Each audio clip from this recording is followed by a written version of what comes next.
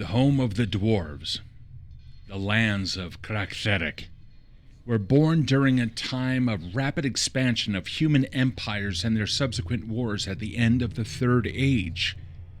Born of the earth and slow to change, the dwarven people unified under one King Eckley and sought the embrace of the deep mountains far from the impetuous troubles of mankind.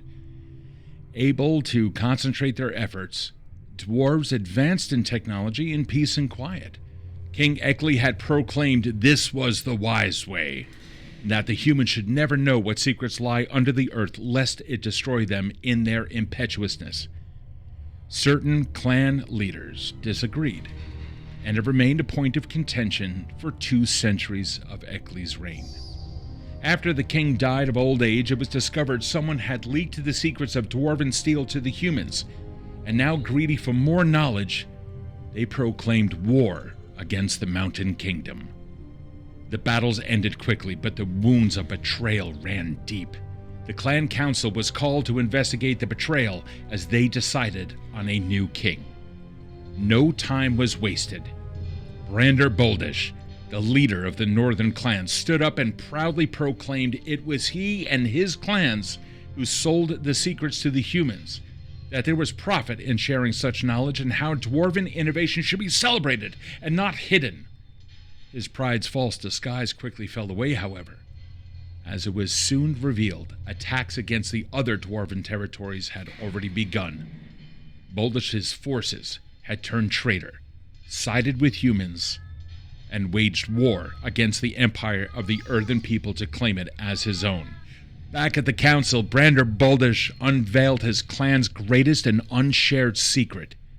He held aloft a blade of fine, clear glass, as strong as adamantine, with an edge that threatened to sever the air itself. This was an artifact from the underdwellers, those who lived in the mountain before the dwarves. And as he casually moved it in the air, the mightiest of the council fell, their bodies cut in twain.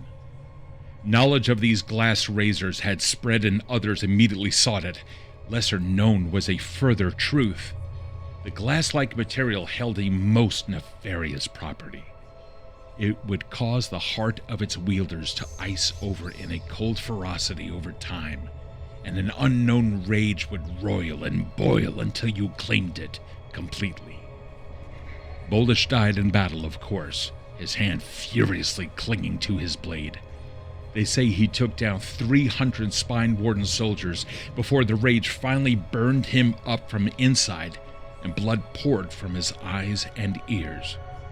Now, despite his death, revolution against the ideals of Boldish the Usurper was still the cause for centuries to follow. For as quick as the battles of humankind start and end, the grudges and wars of the long-lived dwarves rage on for centuries.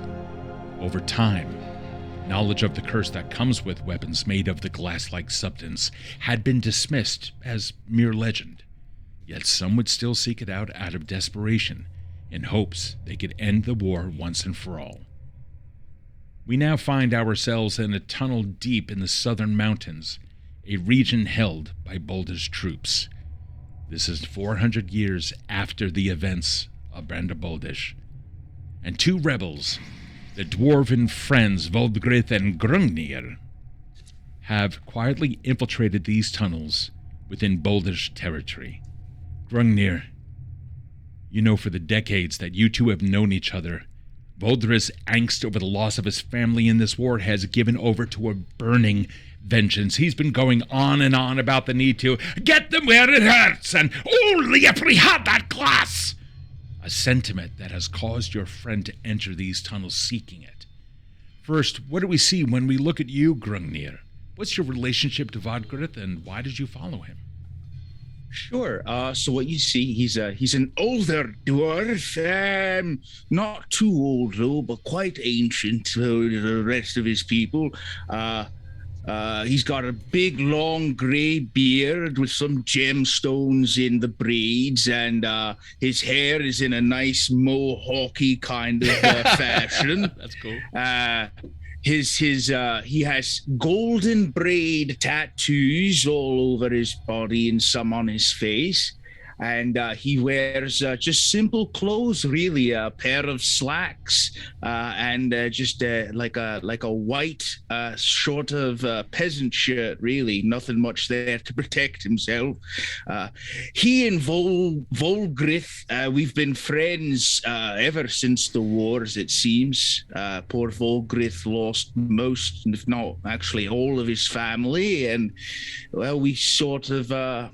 became our own family together to kind of mend the wounds, if you will. Unfortunately, due to his rebel rousing, we find ourselves together here in Boldish Mines looking for glass ore to dig up to create some weapons.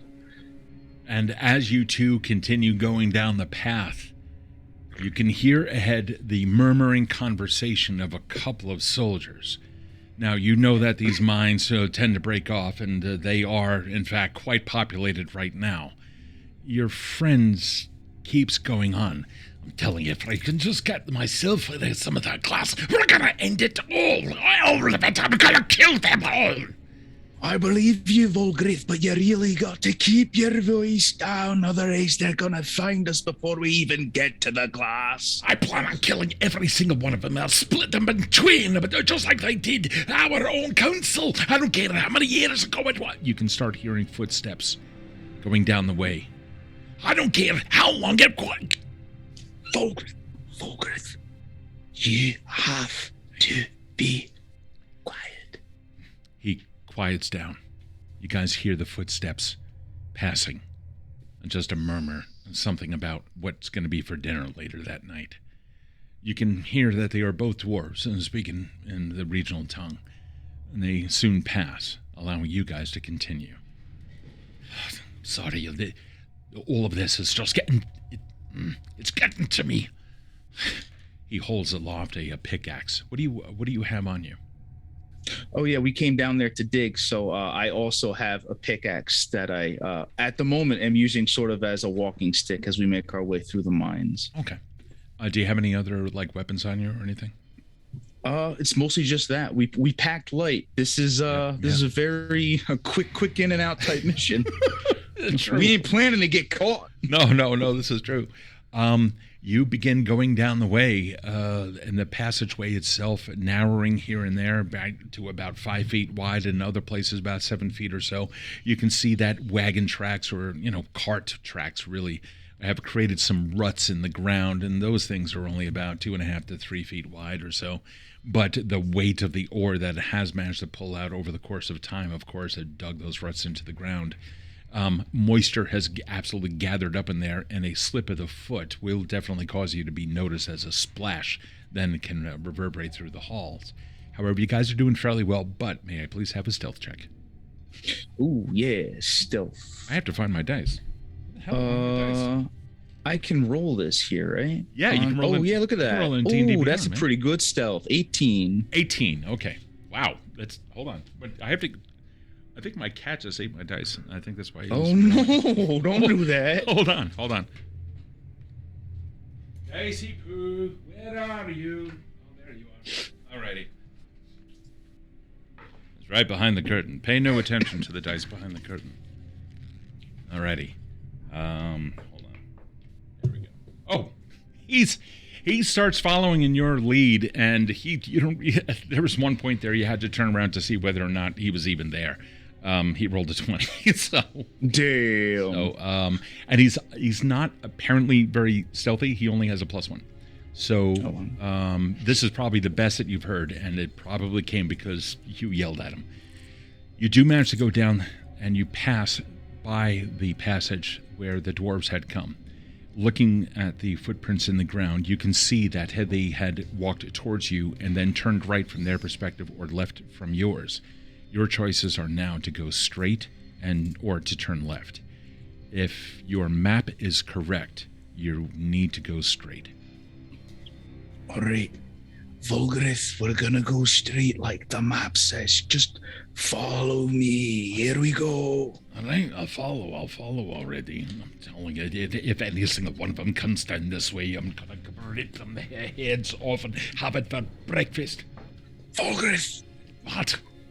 we only have our pickaxes. Let's wait until we get the glass to start planning the whole murder thing, shall we?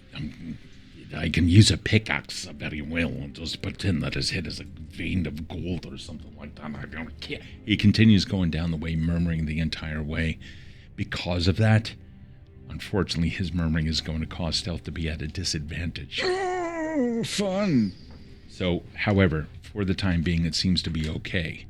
Now, you start getting a little bit closer, or a little bit closer to where you believe the mark is. Already about 2 hours has now passed.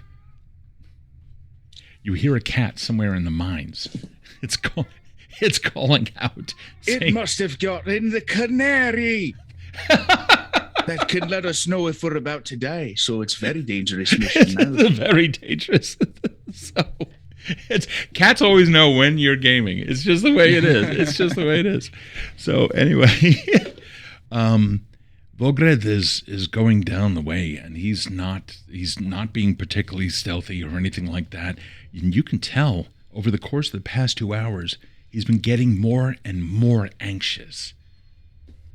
There's one point there where his head kind of turns a little bit, like there's something going on, like he can hear something, and then he looks normal again. Shakes it off and continues going down the way. About another half an hour or so. What is your are you proficient in perception? Yes. Okay. What is your proficiency check? It's +5. Oh, geez. Okay. No, you can just totally do this passively. You're going down the way, and you hear something coming in from behind you. You hear footsteps, armored footsteps coming down. And Volgrith, I'm gonna find this way, I'm gonna go this way, and I'm gonna find this map. And he continues to grumble, and you can hear shh reverberate down the hall. Someone's ahead. Volgrith stops for a second. Volgrith, they heard us. We gotta go. We gotta go now. Let me see something. Make a wisdom. Oh, Jesus. He turns around. He's, I'm gonna kill them all. No. You begin to hear. Thank you guys so much for the subs and everything. Thank you. You begin to hear the running of footsteps now coming towards you. And he's like, what are you doing here? Grab arm and try to run down the path that we were on our way. He sees that you are more wise than he, and he immediately starts following you, looking back over the way. You can tell that there's a resistance there, but at one point he kind of does that again, like holding onto his head as if something weird is going on inside of his head, and he continues going down. As you guys are now running, there is at one point a small jutting out of rock just on the right-hand side. You begin to pass by it, but then something makes you want to take a quick look behind. You can hear the metal footsteps of plate armor now racing up behind you for as fast as they can possibly move in that tin can. But you take a look behind you, and that thing that had jut out, if you look back, you're able to see what could be a small little narrow passage going into that area. Volgrith, and I'm gonna just grab his shoulders and tuck against the wall. It goes in, and you take a look, and you just happen to look over to your left, and you could see, just as there's now rock immediately off to your left, and you're pressed up against the wall. You might even be able to slip inside just behind that protruding rock. Would you like to take that chance? Yeah, I'm going to try to slip in the protruding rock. Okay, yeah, cool. Give me an athletics. Or make it acrobatics, because you're trying to squeeze somewhere. Oh, damn. All right. Let's see what's going to happen here. Oh, that's an 11. Okay, well, not a problem. He's like, what are you doing? And it just pushes you right in. He's like you get wedged in there, and now he's just like throwing himself up against you in order to wedge you in there more, because now he's out in the passage, and now he goes in, and at one point you swear you smell like salt on the air. You smell something crisp. It's right on the air. It's almost like petrichor, and then it disappears. It's black except for where you can see. Your dark vision like takes a look around, and you can see that there is a very, very thin, narrow passageway that does a lot. If you can, you might be able to squeeze through if you want to try. Yeah, this is why we didn't wear armor, baby. Let's go. Okay. He goes ahead, and you start sighting. Yep, he's doing the exact same thing. He's right up alongside you. The passageway now opens up a little bit more. It looks like that water had come through this area and carved this area out. But in the meantime, you can hear, just like in between the crack, you can hear the footsteps of armored soldiers racing right past there. Volgrith is looking at you, looking at this. With your dark vision, you can see that the passageway is incredibly small. It just looks like that this had been a natural fissure which had been created from water pressure or something like that. And the water itself actually carved out a neat little area. You're going to have to get down on your hands and knees. Where the hell are we? This isn't on no map. I was about to say it's definitely not here, but I mean, it gets us away from them, which is always a plus in my book, aye. Yeah. It's, he stops for a second and kind of like looks at the map and kind of like adjusts it in his dark vision. And he's, I'm seriously thinking that, he holds his head. And you can almost hear a ringing sound in the air, the very thing he's now reacting to. Volgrith, you're right. Something's out there. Oh, God. We're near. It's like it's crying out to me. Oh, we're near, and they're gonna be dead real soon, I'm telling you. All right, but quietly. You start going forward a little bit on hands and knees, and then the ceiling opens up some. The passageway veers off to the right, roughly hewn stone. Now this is carved. It looks like that this had been a mine shaft or something along those lines in the distance, or in the distant past. Exactly hard to tell when. Maybe if you give me a history check with your stone cutting. Yeah. And the stone cutting, what does that do to history checks? If you're, I believe it gives you a proficiency in history, and it's double your proficiency in history for your stone cutting. What's double -1? So you become proficient in it, which so your -1 is you're going to add a +2 to it to make it a +1, and then cool. and then double that to a +2. I still got a 5, so okay, all right, fair enough. So yeah, it's kind of difficult. You don't really understand it, but he's going to take a look at it. Okay. He's looking at it. He's like, this is old. This is real old. And you're looking around for some kind of a hint or something like that. And you can see what appears to be a piece of wood. It is somewhere down the passage, right around the corner. You kind of come around, you take a look, and you see what appears to be a really old school pickaxe. Now, most of the wood is preserved due to the oils in the grain. Anybody with a wooden instrument is going to oil that shaft. And so, dude, in the metal head itself looked like it had been mostly preserved, but it's now covered in pitting with a little bit of rust here and there where oil was not applied. Seems to be a very old design, though. You can give it a history check if you want. You have a -1 in history, you said? Yeah, I'm not very intelligent. It's all right. It's a DC 10. Let's see what you get. Oh, that's a natural 20. So 19. Okay. Yeah, yes, Raffle Iron, you should be oiling your shaft. So it's the DC 10. So yeah, you take a look at it and you absolutely recognize that this is a pickaxe design. Like they've since improved on it, But this is several hundred years old. This goes back to those days. What do you have there? Well, if my knowledge of pickaxes is correct, which I believe it is, this is a very old pickaxe. Surprisingly, before we were born. Oh. Still in pretty good shape, too, just like us. Yeah, of course. And he continues the conversation, but his mind is elsewhere. He's now fully stood up and saying, of course, and continues to walk right past you, aimlessly, slowly, down the hall itself. Yeah, I'm going to follow him. You continue, and you see the passageway now turns left here and there, and all this is not on the map, right? None of this is on the map. Damn. No, okay. Cool.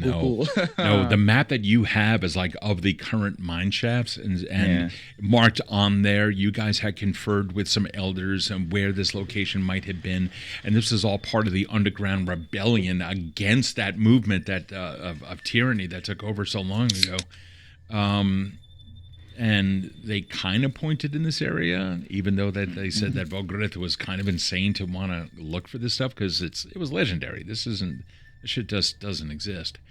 Well, you continue going down, and he passes right by it, but you notice a small bundle of something tucked on top of what could have been an old pickaxe, or rather, an old pickaxe handle, on top of what is an old piece of leather. It's like about the size of your palm, crumpled up into a ball.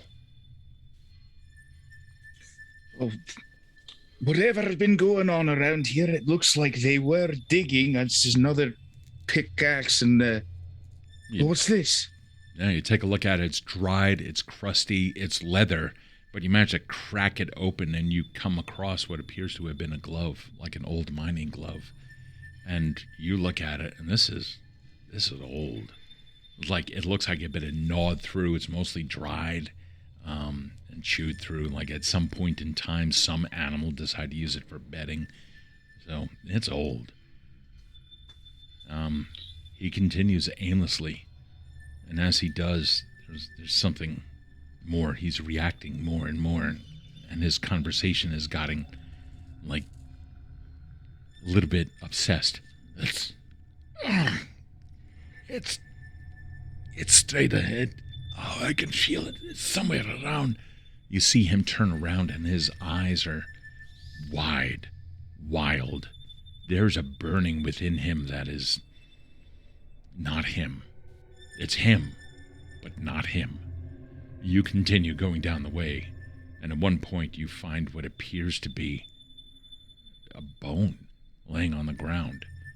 Can I have a medicine check, please? Actually, what is your medicine? What's your mod? +5. Oh, it's easy. Yeah, Boop. you pick it up. Oh, you don't even have to roll it. It's passive. Oh, sweet. You pick this thing up and you recognize that it is the femur from a dwarf. And you look, you hold it, and you look beyond it, and you can see a smooth section of ground that then leads into a rather straight passage. The smooth section of ground is roughly 6 inches wide or so, or 6 inches deep, and as wide as the passage itself. You then look up. Can I have another stone cutting? That's history. Bam. That's a natural one. Is it really? Oh, man. Yeah. You know what? I'll give this to you with advantage because you did kind of notice it. Let's see if we can... go ahead and roll it again. And 14. 14. Okay. Yeah, you look up and you can see that there's a stone slab about also 6 inches wide or so, or 6 inches deep, I mean, from your perspective, and just as wide as the passage itself. And a smoothing out of the stone on the ground. And it's the same shape as it is above, which would suggest that whatever that is can come down onto this area. But You also notice with your dark vision that there's a buildup of webs and dead spiders in the area, and just judging by the amount of everything here, looks like it hasn't budged in a long, long time. How do you want to proceed? From the size of the slab of stone in the ceiling, does it look like it would cover, like block out the rest of the path that we're trying to get down if it does drop? If this thing were to drop, it would absolutely block this passage, yeah. Meanwhile, he walks right through. Of course he does. He steps over. Careful steps, careful steps. He's not even paying any attention to you. He's now, like, looking around as if something is there to be seen, as if he is being guided by something ahead of him. Meanwhile, your dark vision goes down 60 feet, and at the end of that 60 feet, you can absolutely see that there is a shimmer of an object of some kind. It appears to be a slab, like what you imagine this one above the door to be. And in the middle of it, a window of some kind. He walks towards it slowly. What are you doing? I'm going to try to carefully follow him and try to keep up. Sure. You do, and there's no reaction from anything above you. You go down the way, and he's lost. He's like his hand is now running alongside the wall and feeling the bumps along, and then switches over to the left and continues to do the same. You can see his head tilting every now and then as if insanely curious of whatever it is that lies beyond. He's now about 15 feet away from that. You don't notice any change in the passage, but you certainly notice something in him. He, for a moment there, bows his head down. Something begins to take him over.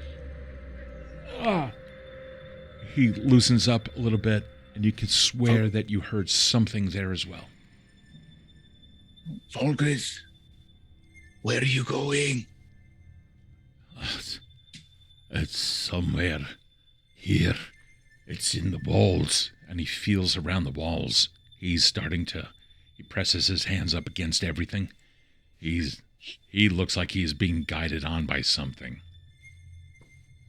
All right. Well, just tell me where to strike. Let's go. Is it in the walls? Is it a vein of this stuff? I don't know. But we didn't really think of what we were going to be digging up, just that it's glass. I'm telling you that it's here, and according to legends, it's no just ordinary glass. There's no volcano action going on here. What this is something like adamantine, but it's clear, it's transparent, I tell you. This is going to be the find. This is going to be the very thing that we can equip our own soldiers with, and at that point we will be able to conquer and rape. He's trying to fight back something there.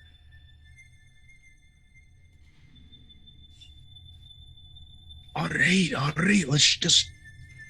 Let's pick a place and we'll start digging, and hopefully we'll find some of this stuff. Not yet. His eyes still scanning the walls as if he can see through them, and instead he goes towards the smooth slab at the end of the hall, crossing the remaining 15-foot distance, and in there he traces an outline of a dwarven-sized, like right about eye level for a dwarf, what appears to be a glass diamond in there. And as you approach, you can see through the diamond. It's not a diamond. It's a diamond in shape, but it's actually like a crystal window. And as he does that, it begins to go up, sliding up with a grinding of stone against stone. Something is causing it to simply go up, and he just takes a look at it as this thing and stops.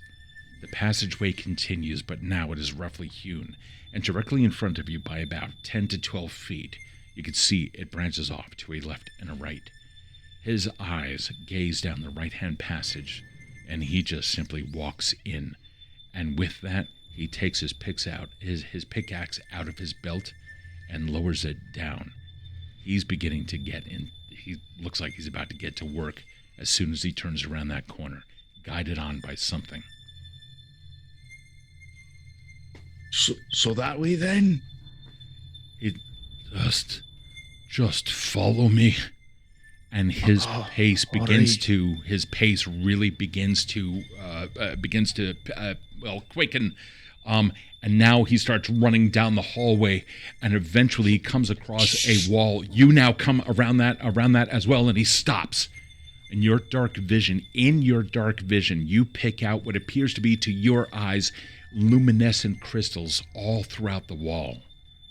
The passage simply stopped right there. He's looking up and around. This is amazing. Do you know how much there is here? Look at that! Look at this! And raising his pickaxe, he brings it down upon the crystal with a bang, bang, bang. He starts chipping away at the rock, and at one point you hear, bang, tink, ha ha! And he starts going at it, trying to get away all of the stone around the crystal itself. What are you doing? Helping. That's what we're here for. All right, so you begin going at it as well, and just as he does, or he brings this thing down, and at one point he pops something, and you hear a tsh, and you see what appears to be like a crystal dust come out of the wall and begin overtaking him. My God has killed them all.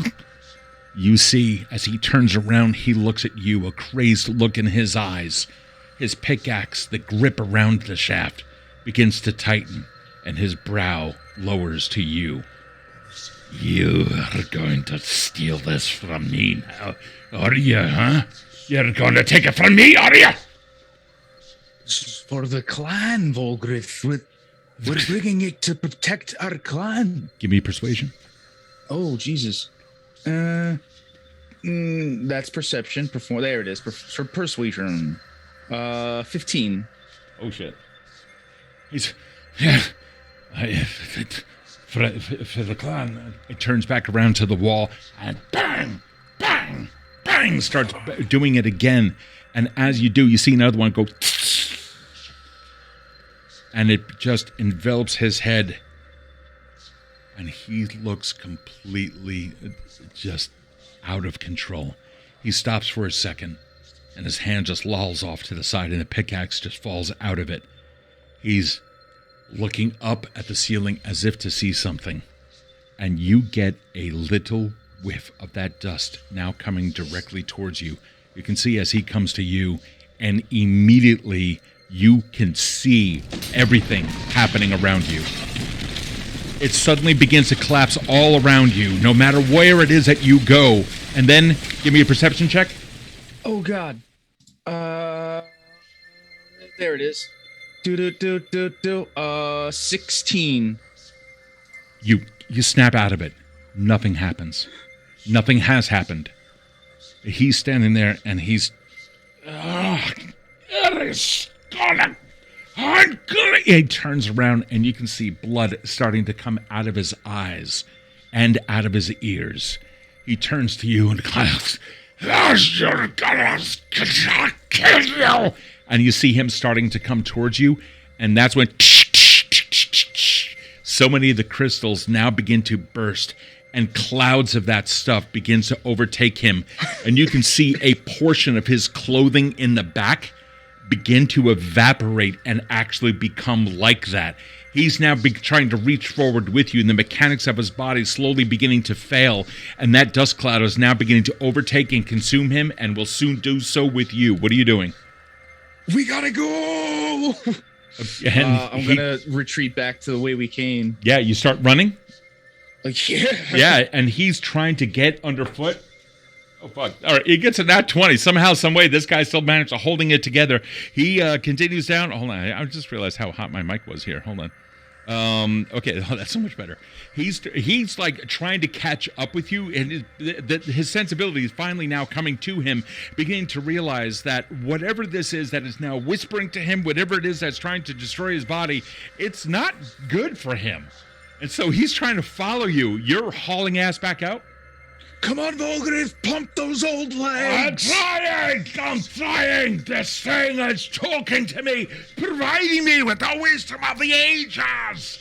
And he's running. You can see him. He's finally, at one point, he concentrates on you. You try. Come on, you. And he's trying to follow you. You manage to run. You're heading straight towards that door, and you can see that it's already beginning to close. No. A pickaxe under the door. Okay, not a problem. Give me an acrobatics check. Or no, give me an athletics check for that. That's better. 16. 16. Yeah, you managed to pop your pickaxe under there. Do you go under the door? No, but I'm gonna try to reach to pull. How far down did the door come? It's about 16 inches. Oh, I mean, yeah, I guess as tall as a pickaxe. I'm gonna try to reach. Volgriff, give me your hand. Come on, crawl! He's trying to come, and you can see more of his clothing just like flitting off of him, and you can see it's like ash. It's just with this diamond-like cloud coming up behind him. That cloud is now about 7 feet away from you, and he's maybe 5 feet away from you. He goes out and tries reaching for your hand and grabbing it. Are you on which side of the door? Are you on his side or the other? The outside of the door. You're on the other side. Yeah. Okay, you're on the other side. That heavy rock thing is beginning. You can see that already. There's also a diamond-shaped window in there. He is not happy at all about this. He's reaching under, trying to grab you to pull you back in.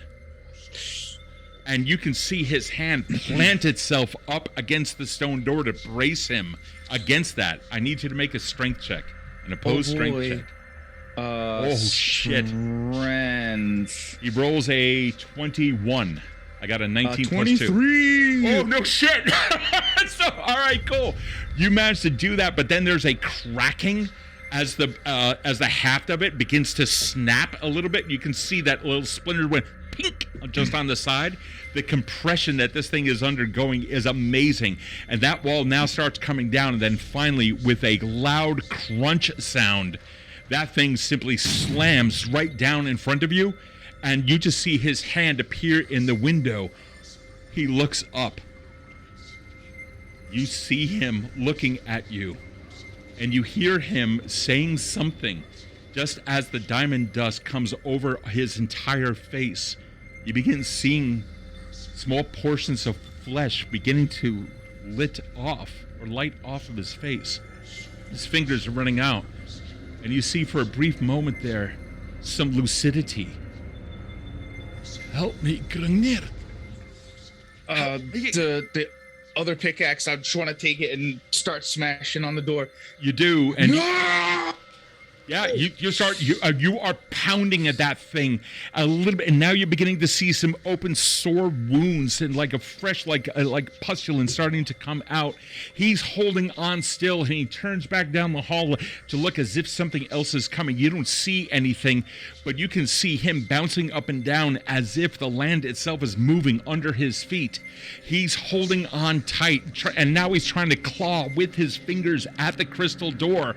He's trying as much as he can in order to get out as well. You with your pickaxe, I need you to make 2 strength checks, please. Oh boy. Strength 1 is not good. 8, and strength 2 is much better at a 25. A 25. Wow. You are the first couple of whacks are absolutely nothing. You managed to chip away some of the stone, but then you ended up hitting the glass, and a little bit of the glass came out. Or it should be, yeah, it actually came out, and you and then cracks right up. And just as your friend, I'll see you on the other side. And he starts turning into that very mist, and you can see a lick of it leak out through the crack created in the window. Need you to make a dexterity save. Oh God, that's not as good as strength. 12. You watching your friend disappear, and his last words, you inadvertently inhale it just a little bit, and you can feel it take over you. Immediately, you feel a hand on your shoulder. Just where do you think you're going? You turn around and you can see 3 of those soldiers in plate mail looking right at you, completely armed. Roll for initiative. Mm-hmm. That's perception, right? For initiative? Your initiative is your initiative score. I'm just getting used to... Oh, here it is. +3. Boop, boop, boop, boop, Got it? boop, Cool. boop. 19. 19. Oh, dude, yeah, you get to go first. What are you doing? So his hand's on my shoulder? Oh, yeah, well, now that you've turned around, yeah, it's not so much anymore. Now he's re-gripped, and they are ready to just annihilate you. Cool. Bam! Headbutt to the face, right on the bridge of his nose. Jesus, give me an unarmed attack. Hand axe, healer's kit, potion. Actions. There it is. Unarmed. Bam. Oh god, that sucked. 11 to hit. 11. Okay, yeah, you got him on this one. He was not expecting that at all. You managed to hit him. He didn't take too much damage, but it certainly rang his bells there for a second. I'm going to give you a follow-up action. Yeah, for the bonus, I'll use the pickaxe and try to hit him. Go ahead, go for it with advantage. Oh my god. With advantage. With advantage? Thank God, yeah. yo. What do you got? 23 to hit. 23. Oh, fuck yeah. You plant that thing right in his head. Roll for damage, please. That's 9 damage. There is something else that is going on there. First off, you see the very defilers of the Dwarven Kingdom standing in front of you. Secondly, you see the murderers of your friend's family there, generations over and over. You can see the blood that is pumping up through their neck and into their face. Even then, their cheeks are ruddy with all that anger, with all that blood and all that fury. And you know that the only thing that they want to do right now is to annihilate you, your family, your friends, and everyone else there. So when you plant that pickaxe into him, you're doing it with double damage. You begin to feel something rage up inside of you. You can hear your friend's words start reverberating in your skull. Tell my family I love them. You hear everything there. What are you doing? I would like to elbow the other guard to the left. Just... You do, and there is a massive amount of action as you start elbow that guard immediately into his face. You manage to dislodge your pickaxe out of another, plant it into another one, and by the time it all comes down to an end where they are no longer able to move, you take a look around and all you see is a bloody mess with pierced armor from pickaxe and even the broken handle of your own pickaxe buried in their skull. You now have a passageway directly in front of you, and you can see some of that has already leaked out into that area, and some of the dust has leaked out through the window, and is already beginning to claim the armor and the bodies themselves. You're only about 7 feet away from it. The passageway can continue straight, or you can go back to the left. But if you go to the left, that's going to go back through that very narrow passage, and you may not be able to get out in time. What are you doing? Let's go to the not very narrow passage, since I needed a buddy to get through that. Let's risk the unknown passage. You go, yeah. You continue going straight through. You are running and running, and you can hear like some kind of an alarm from somewhere nearby, like an alarm actually being called out. Invader, somewhere around here. So, in the passageways, you are now running, and you can feel that there is like a pumping of your blood everywhere inside of you. You can feel it rising up within you. You don't know exactly what it is that's ahead of you, but there is a fantastic amount of just passageway that seems to just never end. And then all of the sudden, something happens. You run right into something or someone. They're standing there, not in any kind of a cloak, not a mysterious figure. You see a dwarf in some kind of regal armor reaching out and slams his fist in slow motion fashion right against the middle of your chest. And that's when you feel something occur. Everything begins to go black. You find yourself somewhere. You begin hearing something. but you don't know exactly what it is. And then, right next to you, daylight then comes up. Somewhere, explosions begin occurring. You see a massive battle now taking place on some kind of a field somewhere in the distance. You can hear the war cries of so many hundreds of people stabbing, odd sounds of explosions coming from behind and in front of you off in the distance.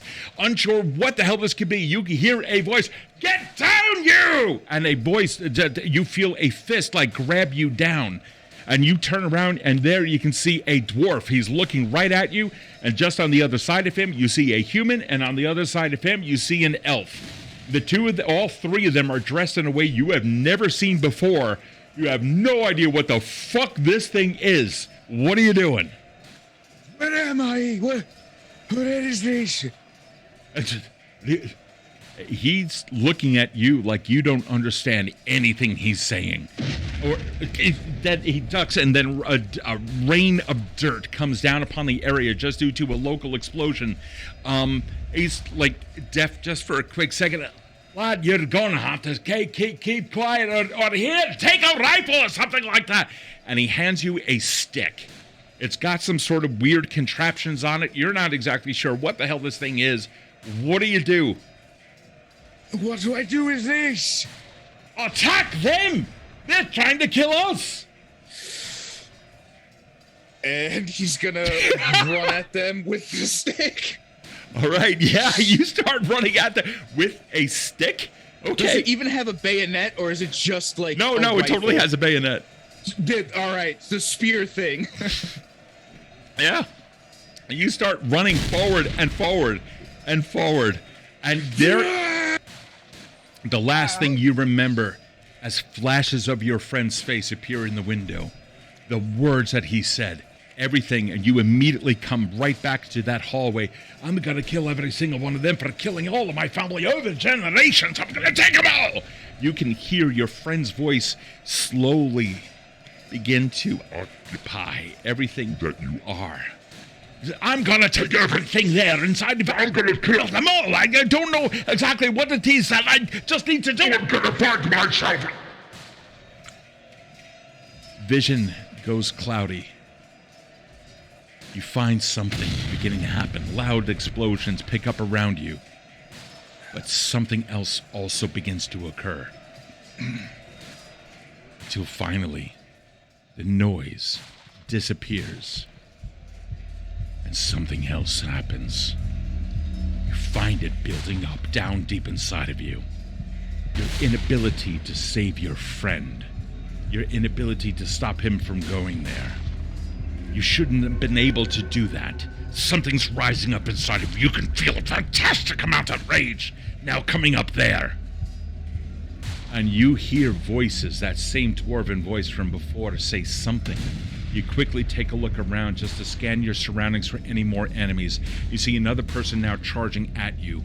In slow motion, you end up running the spear point right through, lifting his body and slamming him down on the ground opposite you.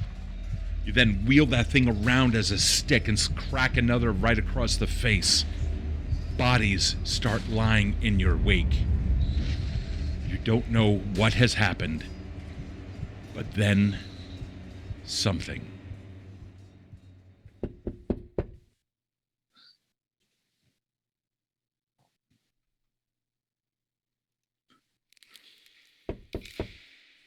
All right, I'm coming. Hold on. And I'll go to the door and You do. You can see that there's a little bit of blood in your hand. You take a look and you can see that there's apparently broken shards of a teacup that you were holding in your hand that you crushed. Before I answer the door, I'll pick out the bits of porcelain, and I'm sure I have bandages somewhere around. I'll just do a quick wrap to not get blood all over the place. Okay. Then I'll go to answer the door. Okay. You do. You snap out of it. You've had these flashbacks from your past. You clear your head. And you finally go over to the door. You open it up. And you can see that there's a lad there. Grungnir the Gilded? Hey, that be me. Hey, what can I do for you? A young human boy holds out a letter. Message for you, sir! Turns around and, actually takes 2 steps back and... Yeah, and take like are we using half pennies or are we still using gold coins and stuff? pennies and shit. Oh, cool. And I'll hand him a penny. He takes it. Thank you kindly, sir! Turns around and leaves. Thank you. All right. What is this? You take a look, and you crack. There's a nice wax seal on it, and it has an S on it on the wax seal. You know who this is from. It's from your friend, Shahid. You open it up. Yeah. Let's see what we got. Grungnir, old boy. The letter starts off. What say you to another night of phantasmal farce and spiritual malarkey? The charlatan Ophelia Moore is conducting one of her seances at the Holston residence at 23 Winslow in Mendington. Care for another old-fashioned debunking? Yours truly, Shahid. You can almost hear it in his voice, which is not something I just did. All right. Well, let's get the usual tools then. Let's see. And he'll go and he'll grab his bag and open it up. And while there are like some medical supplies in it, a lot of it is like random magnifying glasses, things to knock on hollow doors and stuff, things like that. Yeah. And even a book of like psychics ? Okay. He'll close that up and then he'll go to the door. All right, where did they say these words again? So you take a look at it. You kind of know where Mendington is. It's on the east side of Fallon Drift. And for those people at home, let's see if I can give you something there. So, welcome to Fallon Drift. And where we are now is somewhere over here on the west side. And where we would be going is over here in Mendington. In this case, Winslow Street. So... No, it's all the way across town. All right, well, better get a head start then. Okay, you do, and you take a look around on those things that you need to bring with you.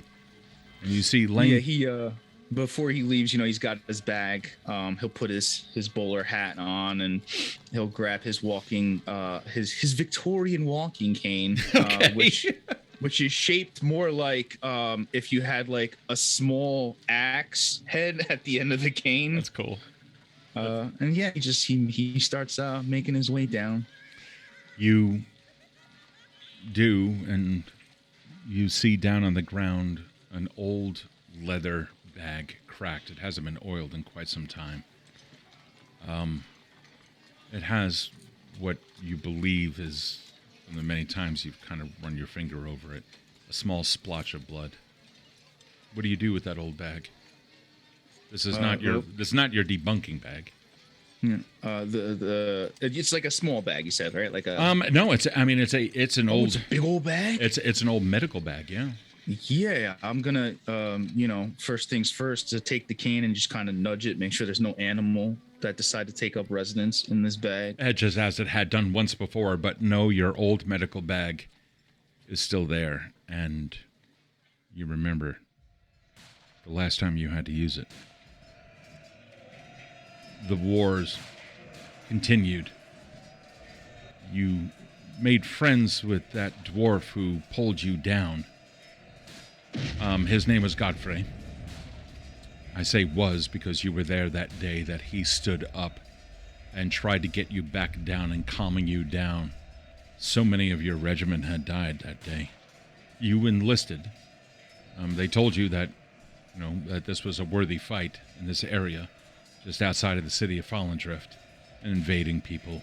They had come into this area. You're not even sure the real reason of the war, but it seemed to suit you just momentarily. And as he did, you saw a splash of blood come out of his back. One of those musket ball things went right through him. And he stood there just for a quick second, weak in the knee, and lurched out for you and fell back. Can I have a medicine check, please? Mm-hmm. There it is. 14. Yeah, you managed to stop the wound and understand that fortunately, it was a clean go-through. It went all the way through, that the ball is still not inside of him, but it did hit the upper part of his lung. How do you want to treat this? Upper part of the lung. All right, and he's going to reach into his bag, and he's going to pull out what looks to be basically like old-fashioned like a bladder that he's kept pretty well preserved, and he's gonna try to quickly as possible stitch it like over the wound's entirety to try and keep the lung from leaking, basically. Okay. Because that's how medicine works. You see, when the organs start failing, you just you rebowel them. So you attempt this in your early days of your medical training, and you've got like not a fantastic understanding of what it is that's going on, but certainly enough to be able to save him. And so you do. And that day fades. And you remember that time that you were in the hospital and people were being locked away. You remember as the coughs of the consumption took over so many. Now, years after the war, and your abilities in medicine now improve significantly, you have also found that there are some patients who are willing to assist you in your studies. They are patients that were kindly donated to you by the Merryweather Asylum, of course. You were standing in a operating theater. Other doctors are looking at you. Now, as you can see here, we have this patient here. Now, he doesn't see the world like we all see the world. Something is stopping that. So, what we do first is locate the blockage. And he picks up, first he starts with his hands at the person's foot, and he starts moving their toe back and forth. And the toe is fine. He moves it back and forth. Starts moving up the leg. All of a sudden, as he gets to like the hip, you can tell nothing's happening. Obviously, the blockage is somewhere here in this area. Now, we know that whenever you feel something in your body, it's because you or something in your humors informs you of this. And obviously, the humors are out of balance. So, what we will be doing, and he takes out like a small, what can only be called the grossest scalpel you've ever seen. I don't believe they washed instruments back then. I don't think they did. Hospitals were cesspools. And he just presses it against the patient's hip and dips the knife in just to get like a little cut in there. Oh my God! Puts a bowl next to it and then lays him on his side so that it'll drain as well as it can for a wound there, which is to say, not well. There's not too much blood that'll come out of your hip. And a small amount of blood then leaks onto your medical bag at the base of the table. Staring at it again as it rests on your floor. Maybe it's time to go. It's about 4 p.m. It's going to take you about an hour or so in order to get to Mendington if you're going to walk. What are you doing? Well, let's take a look at this map here so I can decide how we want to do this. So let's see. We are headed... Oh, no, don't want to do that. Let's see. We are headed to Mendington. That is correct. And I'm in somewhere around Chelsea Gardens, I believe. Yep, this is Chelsea Gardens is a lovely little area that has been converted from a lower income area. It is now about upper middle class or so, and this is about where most doctors and surgeons would be. But quite frankly, the hospital bed debuggers honestly get paid more than you. And they've even taken up residence here. Right. So let's see here. Let's make our way through Cannon Row. That'll get us a head start towards there, and then we'll walk through the park. Yeah, you come across King's Greens, and as you do, or wait a second, are you talking the one up north? The Commons? The small little triangle of green? So let's see. If I'm on Chelsea Gardens, basically the road that I'm seeing here, those explosions are still going for me. Are they? Yeah. Sorry, but... So we got, you see the road where it's like Starin Heights and Cannon Row, yeah, and then Kings Green. Yeah, so I'll take that way right there towards Morstan Hill, and then the park, which has, yeah.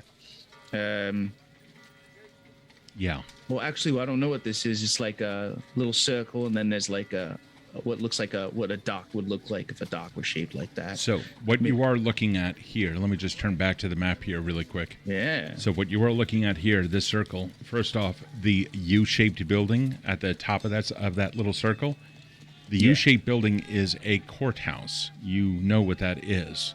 In fact, the place that is now known as South Hanging Station used to be called South Hanging Station. Oh, fun. And the patch of dirt there, which is now planted with flowers and other things like that, as well as a beautiful tree in the middle of it, of that circle, that is where the gallows used to be. You are now looking at at the northern portion of Morstan Hill.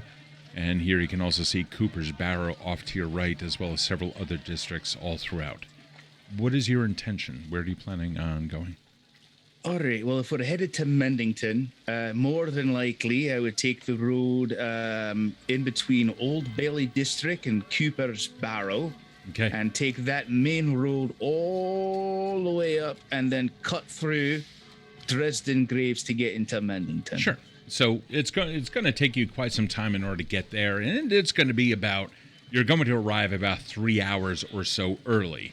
And of course, as you would expect to be inside of the square as you begin heading over towards Cooper's Barrow, before you even hit Waiting Station and the other places, you can see that there's a man up on a stage, portable stage by the looks of it, really nothing more than some ramshackle crates and other stuff like that. He's standing on there with a backdrop of some kind of like a painted picture of him holding aloft a magical bottle of some kind with some kind of mysterious liquid in it. And he is absolutely addressing an audience in front of him. And you can hear him, all the way from a distance. Cures for head colds, broken bones, dysentery, whooping cough, arthritis, spiritual possession, and other ailments of the common person. I invite you all now for the mere simple price of 5 pennies in order to take this and cure what ails. Please, anyone here now, come up front. Please, here. And you can see that some are absolutely transfixed by this, and they're handing over their hard-earned pennies. Yeah, no, not letting that happen. All right. And he'll make his way over and okay. And by the time that you get even closer, he is now repeating his thing. It's cures for head wounds and broken bones, death in the trenches, whipping post, spiritual possessions, and other ailments of the common soldier. Let me see one of those there. You said they're good for head wounds and the like, eh? He looks at you. Head colds, sir. Head colds. Oh, head colds. All right, I thought I misheard you. That would have been quite impressive if it was for head wounds, eh? He's Let me looking see what at you you. got there, eh? And he shows you the bottle, but holds on to it tightly and just out of your reach. Now, you wouldn't happen to know what's in these, would you? That would Well, be of course I do, but of course that would be a trade secret, and I can guarantee that it comes from the far reaches of the mysterious West, places like Avirial and other the newfound countries that are all around. Interesting. How much did you say these were? Oh, for a mere 5 pennies, you'll be able to cure everything that ails you. And he reaches into his pocket and pulls out 5 pennies. Okay. And he hands it to them, and he makes sure to keep a good eye as to where he is keeping all of this money. Okay. Now I'm curious what you're going to do with that info, but all right. Oh, He we'll places see. it inside of his waistcoat. You see him pull out a small bag which has a chain attached to it, and he zips it open. Zippers are invented. And he drops it in there and puts it back and reaches over and grabs a fresh bottle, complete with a fresh wax seal, and hands it over to you. Why, thank you kindly, sir. Thank you very much, sir. And he's going to take his cane, knock off the top of this thing. And I'd like to smell it. Can I have push it around? I want to see if I can figure out what this is. Yeah, give me an investigation. Or medicine, whichever's higher for you. We're going to do medicine. 15. Oh, dude, it totally smells like piss and ink, and I'm gonna steal that from Steven Sondheim. Yeah, thanks, Sondheim. We love you. Cool. So what you have here is actually nothing more than urine. Urine? How dare you, sir? Calligraphy ink to give it some color here. Now, what you probably didn't notice from wherever you got this from, and he's gonna put his arm on the guy's shoulder, and he's gonna put the bottle close to his face. Well, he's up on like a stage. Oh, I got onto the stage. Oh, did you? And you can see a couple of people in the crowd are like, I'm making a show of this. Okay. And he's gonna put he's gonna take the bottle. Sir? And he's just gonna slam it in his face. Oh my God! Give me H. All right. The idea is to have the bottle go through his face. Okay. Give me a. Yeah, go ahead. Just give me an unarmed. Let's see what you got. Oh my God! What'd you do? It's a natural one, of course.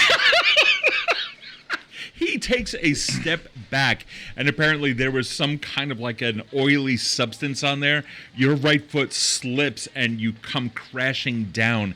And as you do, you hear him like looking at you as the world. You hit the back of your head up against the deck, and you hear him continuing, and he's like, cures for head colds, broken bones, dysentery, death in the trenches, whipping posts, spiritual possessions, and other ailments of the common soldier.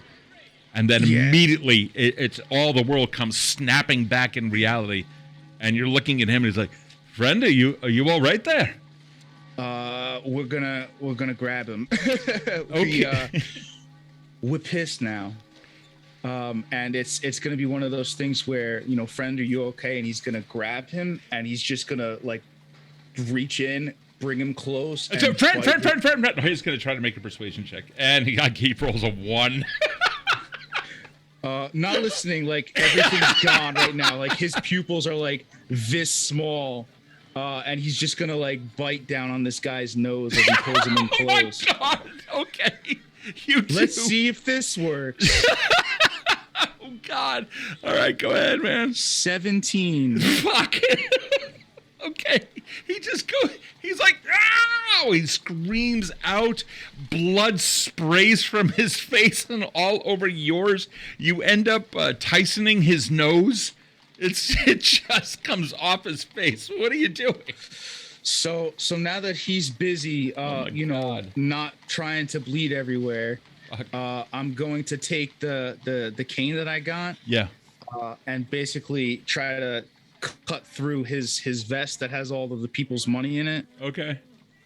Like try to just rip this thing off of him. Yeah. You managed to rip it off. His face is like, and you can see now that some constables are starting to make their way to you. They do not look happy. They're at first kind of curious, kind of like looking around and whatnot. And then you hear the blow of a whistle and a stick being pointed at you. And people are absolutely like, they are flabbergasted. They have no idea what to do. All this happened within the course of like 5 seconds. They're just now beginning to realize that, oh my God, some maniac just absolutely bit the face and tore the nose off. What are you doing in response to this? So the money bag, I'm gonna toss it out into the crowd. You see a couple of them go diving forward in confusion. And I'm leaving. I'm done here. That's what we came to accomplish, to get the people's their money back. All right. Well, because we don't deal with swindlers here. No, apparently not. All right. Well, you start moving, and as you do, let's see. You're now attempting to run away. Yeah, I'm hoping that the confusion with the people trying to get the money and me hopping off the stage and a bleeding guy will be enough for me to duck in a corner. Okay. As I try to calm myself down. Well, you can see they're not going to have anything of it. And they immediately start running right after you. You start breaking through crowds here and there. Your stout form able to do a hell of a lot more damage than it looks even possible. Can I please have 3 dex checks? And three strength checks, please. So 3 dex checks. We got 17. We got that would have been good, but it's an 8, and we got not good 7, and then 3 strength checks. Yep. Well, let me have those. We got 23. 23. Oh, Jesus. A not so good 10. 10. And a not so good 12. Fuck. Okay. No. It's all good, actually, with the exception of the dex saves. So with the 17, you start running down one of the streets, and you can hear the like people, the 2 coppers. They're trying to race up against you, bumping into people here and there. And there's a couple of screams at people as they shove people out of the way and into the path of like wagons and everything, anything just to be able to get to you. So the first thing that you see is that a cart now rolls out. Just as you come out of an alley, a cart rolls out in front of you. You manage to vault this thing, and that is going to get you 1 turn in advance over them. However, they now have to make the same kind of check. Let me just double check here. One of them bumps right into the cart. It's at waist height and almost topples it over. The other one manages to vault it. So one is stopped, placing him 2 turns behind you, with one now behind you as well. You go down the way into another street, or excuse me, down another alley. And as you do, you now cross a street. You're kind of, you think you're somewhere in Cooper's Barrow. You think you are. And you end up having to turn left and breaking out into a main road. You can now turn right. You've been here now for quite some time. And it's getting kind of hairy. You come across a bunch of kids who are like throwing rocks in the street and measuring which one hit which one. You go right through there. You manage to slip and fall on some of those rocks. So unfortunately, one of them is now going to come right up at you. It then grabs you by the waistcoat. What are you doing? We're going to do a turnaround. Actually, we're going to do a turnaround, and using my cane, we're going to try to hook the leg and trip him. Okay. Yeah, go ahead, man. Give me a, you know what? I'm not even sure how the fuck that's going to work. I'm going to say he's going to need a dex save. Let's have a dex check on your part, I guess. I'm not even sure how trip works. Well, wouldn't it just be is it just an attack, actually? Is it an attack? Yeah, I guess so. Yeah, why not? You use it. Oh my God, these rolls. Oh, I got an 8. You got an 8? Hold on. Hold on. Let's treat you fairly here. Let's just make sure that we have what we have here. 5e trip action. Using attack action. Yeah. Special attack in order to trip a creature and knock it prone. All right, so you got an 8. Unfortunately, that did not work. He ends up pulling you up just as you tried to sweep the leg. It didn't quite work. He now has you. His partner is now rushing up, fully 1 turn now catching up to you. Since he's attempting to grapple you, he's going to be able to hold on to you just for a little bit. It's your turn. What are you doing? As the other guard's coming close, what I'm going to try and do is push the one copper into the other copper and hopefully give me some leeway to run away. No problem. Give me a strength. Strength. Or athletics, actually. Let's go straight up athletics. Oh, athletics. Athletics. I got an 11. Yeah, it's I'll okay. be arrested Dude, by the time this episode's over. He got a 3. So sweet. Thank God. No, yeah. No, so you push him right into the other guy. The other guy making a dex. Roll a nat 1. Okay, so the other guy. Dice hate all of us. I like it. The dice are actually doing fairly well tonight, or at least for purpose of the story. So. You push one cop into the other. The other one then falls over with the other guy on top of him. That's going to give you a 2-turn head start. You can now continue. Unfortunately, you don't continue too far. You're still on those damn rocks. The kids have now scattered. You end up falling again. That's your 7 now coming through with that dex. So that was the 8. That was the 7.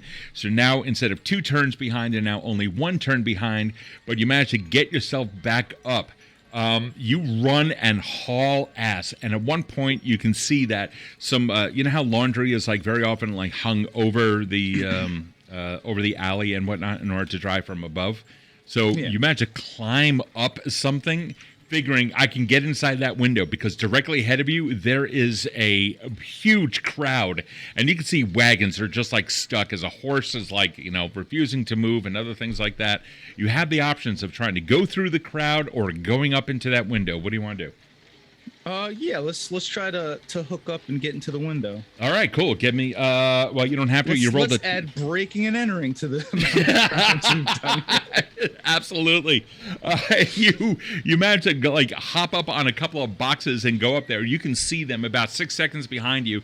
You finally you reach up and grab onto a couple of stones, and with the that's your 23 strength now coming in. You manage to get inside the window, just hoist yourself in, and a woman turns around, just like looks at you. What are you doing? Physician business. I'm very sorry. Where's the exit? Thanking you, Mace. And he's just gonna go. Okay. You go right to the door. The door is locked. That's your 10 strength now coming through, or it appears to be locked. No.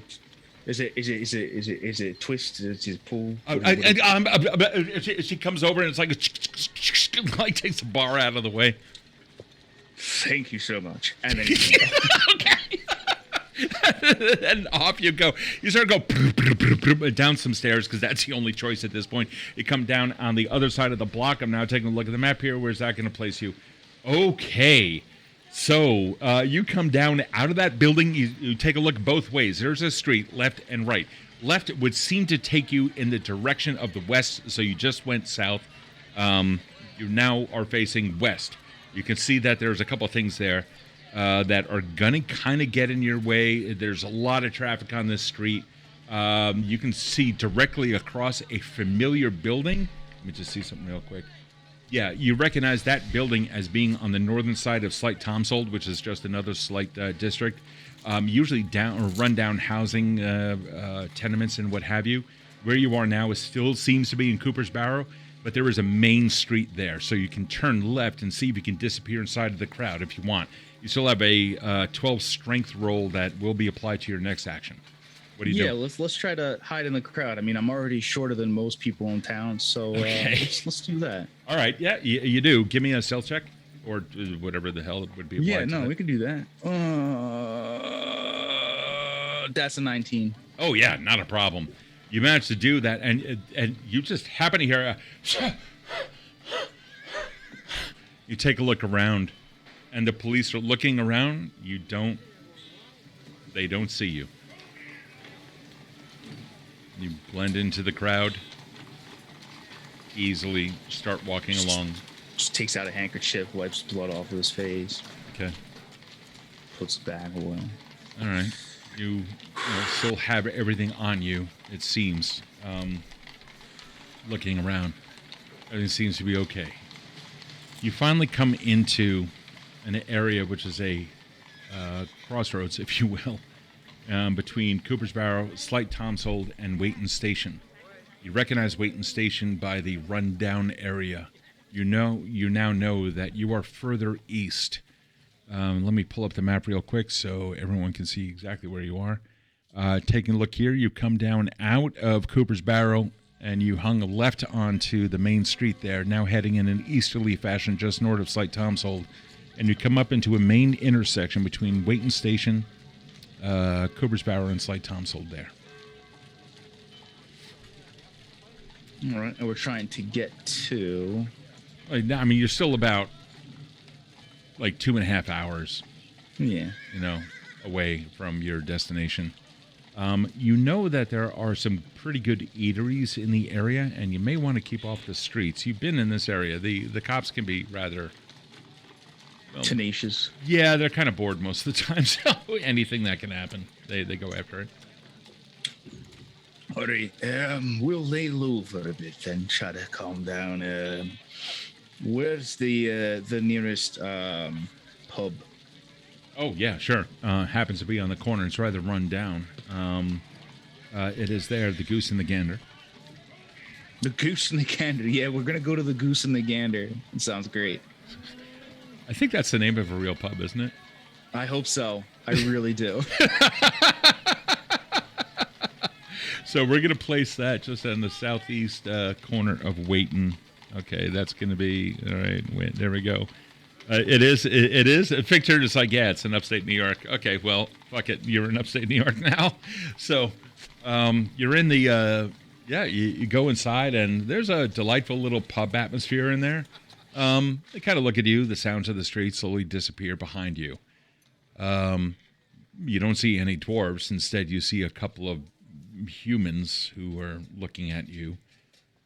And some of them are like mid-drink, waiting for you to do something. Do you all have absinthe here? Got a western cider here, looking for the absinthe. No, now beat it. He's going to intimidate. He rolls a 1. He's not very... He's looking at you. He's very clearly drunk, because as soon as he said that, he kind of drooled a little. What are you drinking then? The only thing that we should be drinking. I'm trying to remember what the fuck it is. It's whiskey. Whiskey. All right, whiskey. And he'll look at the bartender. 2 whiskeys, please. One for me, one for my friend here who has recommended the whiskey highly. The guy's like, can I have a persuasion check on that, please? Sure. I mean, fuck it, why not? Oh, 8. 8? Yeah. We don't want to serve your kind around here, you know. We don't get too many dwarves in this area. You bring the lice.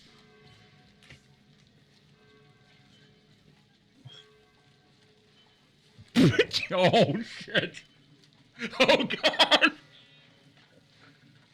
Oh, God. Oh, God.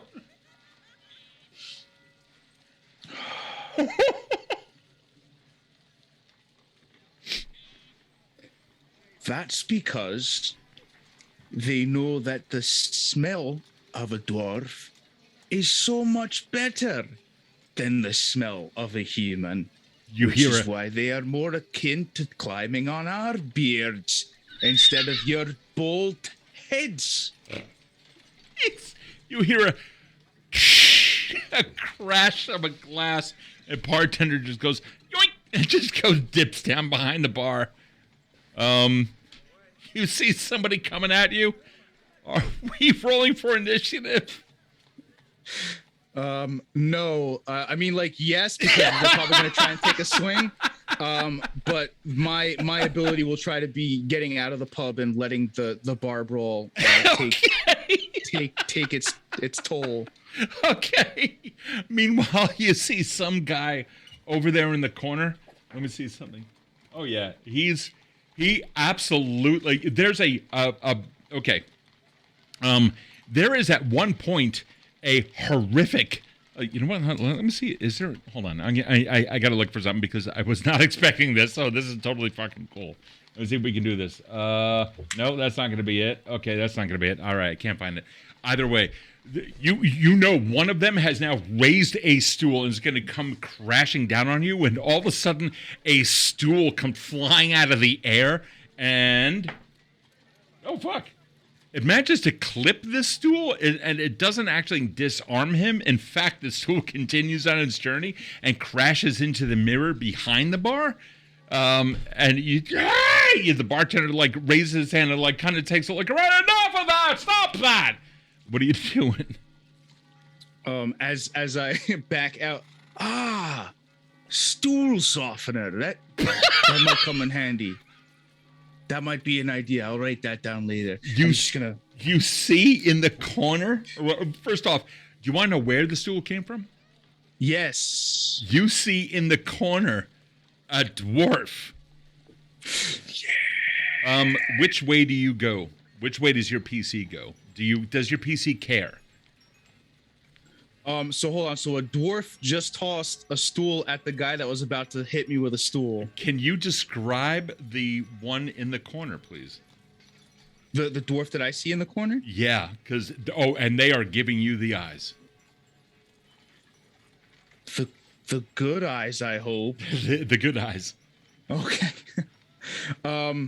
They look like they worked a lot. They are covered in dirt. One would assume they're miners. However, in this city, more than likely, they work in the dust yard, picking up shit and sifting through people's old ash to find bits of buttons and jewelry to give to the guy who owns the dust yard. Because that's how this shit works. I guess.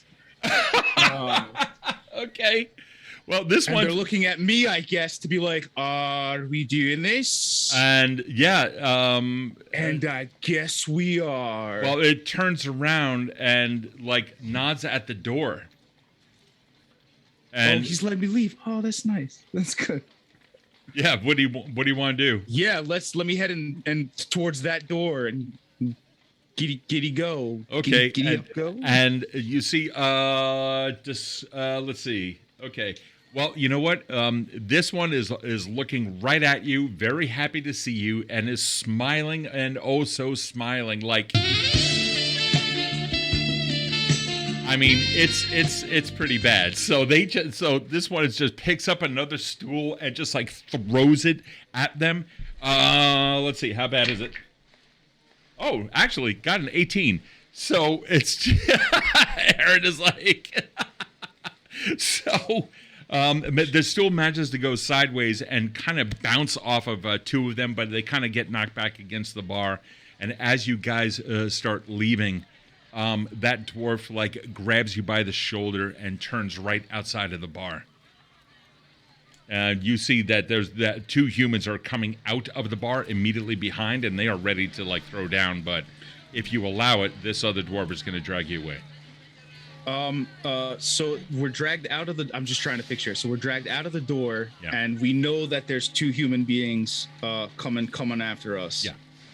All right. So what I'm gonna do is, as soon as we leave the door, I want to prop myself on the left side of the door, cane, tripping hazard, and then once hopefully they are successfully tripped and messed up, we will continue on our way. Yeah, one of them comes out, and the hook of your cane immediately catches his foot. He drops the other guy who was coming forward, ends up stepping forward and inadvertently plants his foot in the crotch of the down guy. He then trips down. The other one rolls over. And it's, come on, we've got to go. And this one starts running north. North is actually where I'm headed. Oh, all right. Yeah, sure. Yes, we have to go. Yeah, here we go. All right. Well, you start going north. It takes a little bit, but those two, they see you just running off in the distance. And one of them just kind of does that, and there you go. And they just kind of give up. You two finally calm down a little bit. The sweat has calmed a little, and they're looking at you. I said, Deirdre, hi. Your name is Deirdre, you say? Deirdre, yeah. Grungnir, they call me Grungnir the Gilded, also Grungnir the Grumbler, but the Gilded will just do. You just call me Grungnir. Thanks for the help back there. Oh yeah. Yeah, no, it's no problem at all. I'm glad that I saw another. I'm sorry that, typically they're friendly in there, unless they drink, and then it's just all go downhill from there, honestly. We all have our beasts and our monsters, eh? Yeah. Judging by the way that you talk, you come from the south as well. I'm from. I looked at the map because I forget the name of the place already. From the Gardens, Chelsea Gardens. Chelsea Gardens doesn't have accents like ours.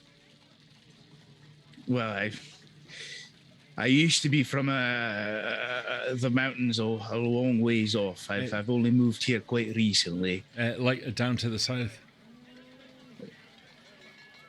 Come on. I wish I knew, honestly. I'll, Sort of all just sort of happened. Yeah. Where are you from? The mountains down to the south. Northern sections. Did they have what was your clan's name? Oh, the Donuts. The Donna. And what were you all known for? Oh, the Donuts. Oh, well, we broke away from Kraus a long time ago, but kind of really import-export these days. Well, I thank you again. I must be making my way. Where is... I'm a bit turned around now. Yeah.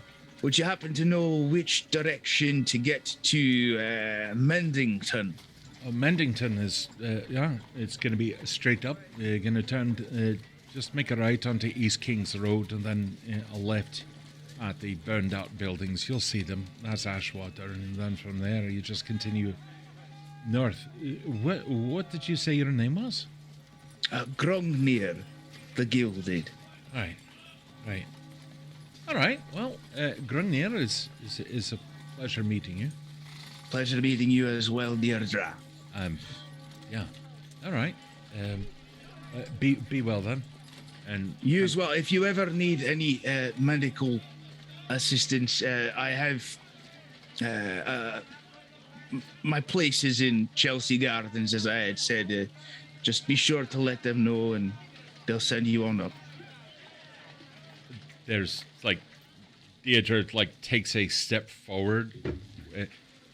Where in Chelsea Gardens?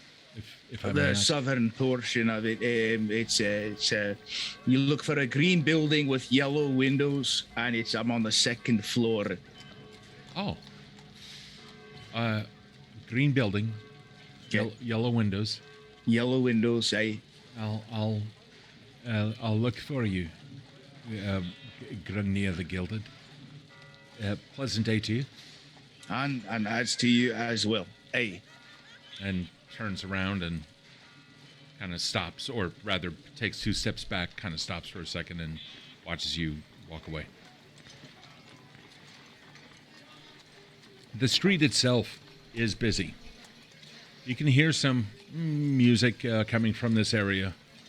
You pass in between Waiton Station and Scorum Heights. Let's follow on the map real quick. Walking out in this area, you now come up in between here. Now you begin to see some burned out buildings, an entire block of it. This is where Ashwater is. And continuing past Ashwater, where this entire area has yet to be built back up, at least Dredgen Graves has. Built supposedly on top of the graveyard of those who were buried, of those who died in the fire that took out this whole block. Dredgen Graves is rumored to be haunted, but of course no one ever sees it. And most of the people who live there do not treat themselves well. They abuse certain medicinals. But passing by there, you can now come up to another area, the Four Corners. Or excuse me, no, actually, you can just turn left and cut right through Dredgen Graves. It's a little bit of a rundown area. Looking at you, they kind of sus. You see some eyeballing you. A metal gate opens up, and you see some guy standing there, looking at you. He puts his thumb into his suspender straps. He is thin, he is gaunt, definitely malnourished. You walk through? Yep. You do. You see tons of bare-feet children running around, many of them in threadbare clothing, holes in the knees. The parents or whomever, adults, leaning up against buildings, fully understanding that this is their home. You've entered into an area of Fallendrift that is the slums. And you know that once you get onto the other side, you will be coming into Mendington. Unfortunately, you do. Without incident. You continue through. You walk the entire block. And finally, you begin hearing carriages yet again. The bells of nearby churches and temples, antiquated buildings to some long-forgotten religion, finally are heard. And just on the other side, you can see a paperboy holding out the latest of the printed stuff. Now, you know that this costs a full silver. This is this is the times. This is the way it is. And as you come up, he's looking right at you, and he's like, paper, sir. Very good morning, sir. Very good morning. Very morning died, sir. Very morning died, sir. Who died? What? The very good morning, dear sir.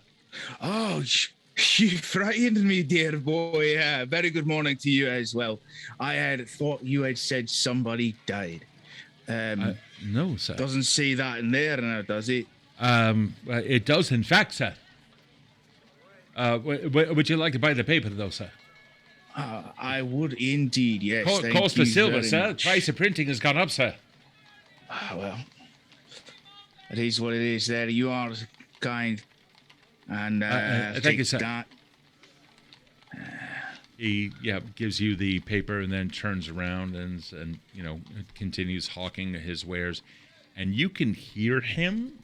He's saying very good morning to everyone. It's not morning. It's like 5:30 in the afternoon. Actually, no, for you it would be more like about 6 o'clock in the afternoon or so. You're still about 2 hours early.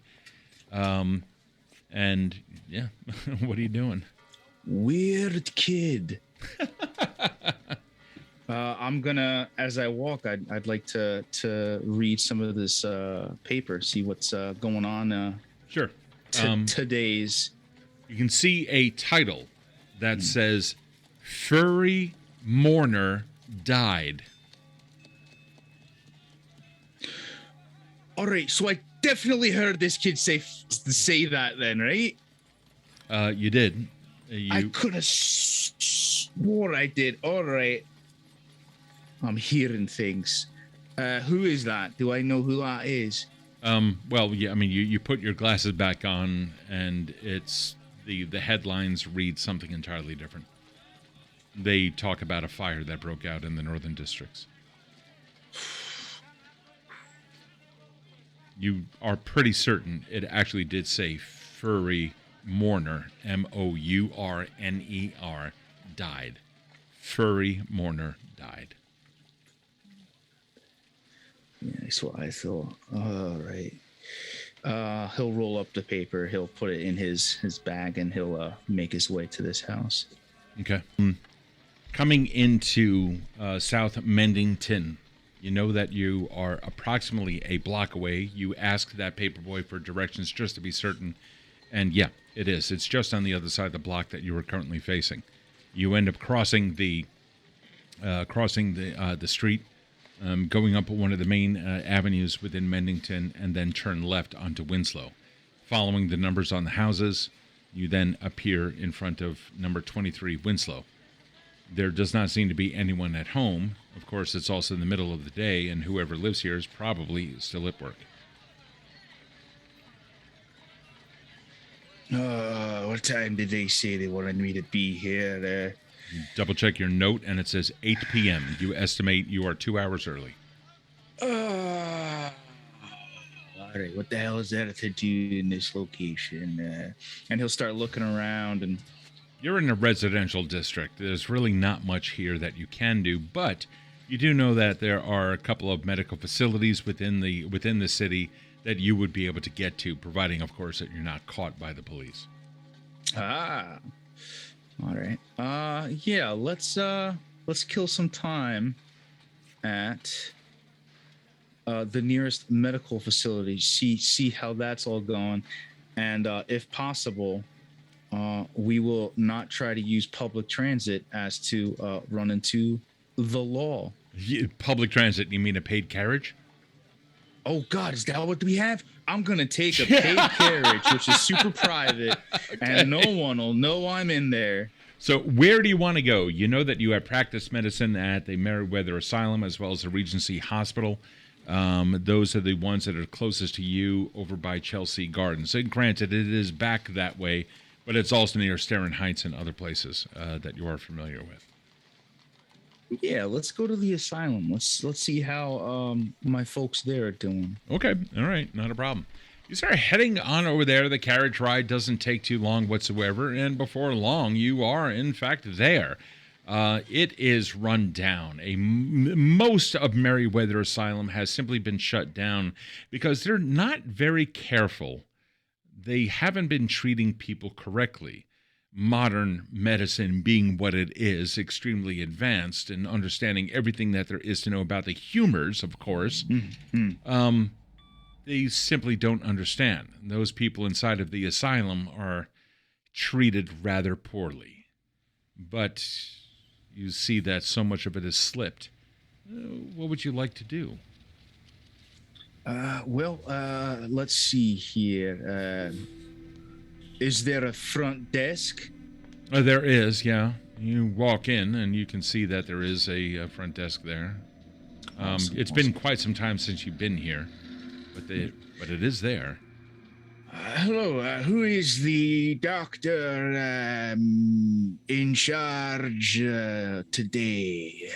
Dr. Bafri, says the attendant behind the desk. Does that name ring any bells to me? Maybe. It's been some time since you've been here, but Bafri was an intern, a gentleman who was studying medicine at the time. One of the last times that you had come in. Apparently now it's completely changed hands, and Barfrey is now there. Little Barfrey. Oh, all right. Where is he right now? Is he with a patient? He's currently in the ward, sir. Would you like me to fetch him for you? Well, I'll just go to him. Sorry, sir. Can I have you enter the sanitarium? May I ask who it is that's calling? Grungnir the Gilded. Dr. Grungnir? Just Grungnir will do. Wait here, sir. And the attendant gets up and leaves, takes out a ring of keys and opens up the door. Shuts it with a loud clang, and you can hear his footsteps now disappearing. It's quite some time, about 10 minutes or so, that you're left there in amongst a series of locked doors other than the entrance. And finally, the door opens up, and you can see someone who seems to be Dr. Barfrey. Definitely aged, as in inordinately so. So much time has passed, or excuse me, only so much time has passed. You estimate about 5 years since you've had to come here to the asylum. This is simply not a sanitary place. And he comes out and looks like he's aged about 20. Hands in coat pockets, a proper... nothing like what we would expect, like a lab coat or that kind of a thing. Nothing like that. No, proper waistcoat. Though very threadbare. He look at you, and just as gaunt as the attendant.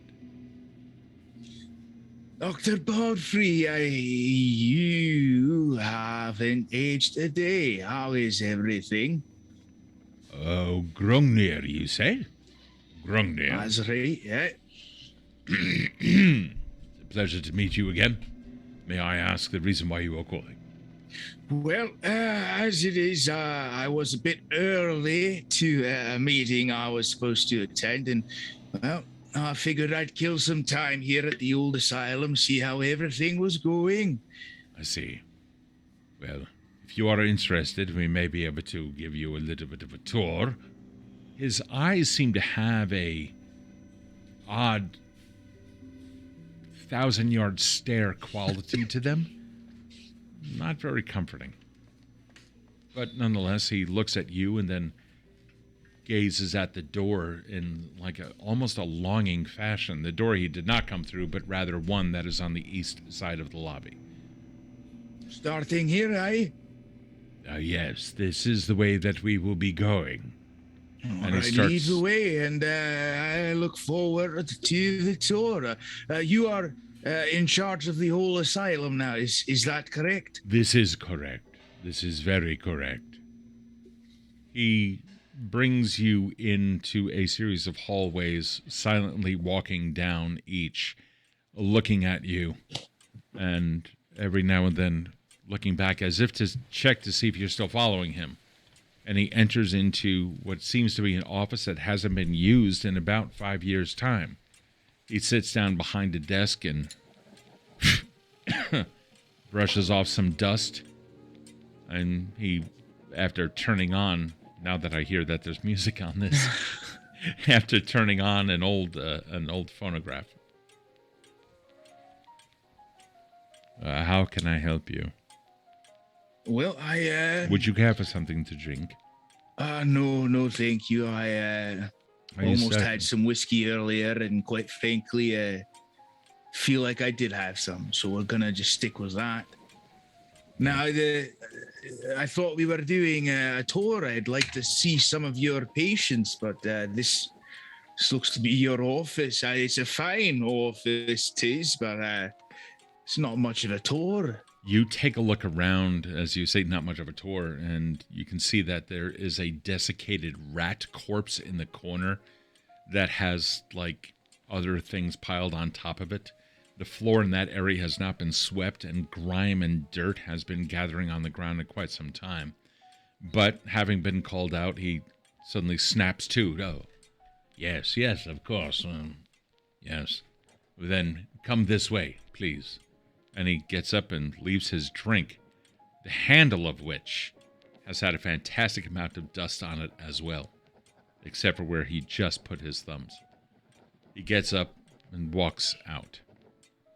He leading down the hall, stepping here and there, comes into a heavy iron door and opens it up. And just beyond, the music of that disappears. And you begin hearing the screams of the infirm inside. This is the ward. We like to play music very frequently for them. It helps to sate the mind, as it is. Would you like to see some of them? Is this something that you would like to... Yes, please, and tell me of the other treatments that you're doing for them. I'd like to see how everything is going here. I will gladly lead you to that. Yes, absolutely. He turns around and looks at you as if to say something, and then turns around 180 again and starts walking away from you, back down the hallway, continuing down the hallway. There are a couple of people who, through small barred windows, are looking at you, or not, and then one of them is looking at you. He's about 7 feet away, certainly out of arm's reach. The hallways themselves are about 10 feet wide, which allows plenty of room. They can kind of fit their hand through up to about mid-arm, unless they're really skinny, which is most of them because they're incredibly malnourished, in which case their entire arm can come out. But you're still at some distance away. And one of them about like 7 feet away. He's now walked like 10 feet ahead of you. And just behind him, an arm comes out and is waving at you. Psst, psst, psst. Yes. And what is your name? Friend? Furry more not die.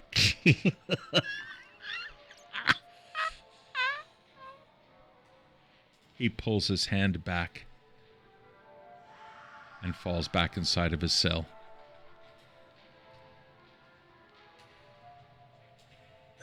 Doctor, and he'll catch up to the doctor. He stops abruptly, almost causing you to bump into him, and turns around and looks down. Yes, doctor. Do you happen to have any patients here by the name of Ferry Morner? No, we do not. Is the name at all familiar to you? No, it is not. This way, please.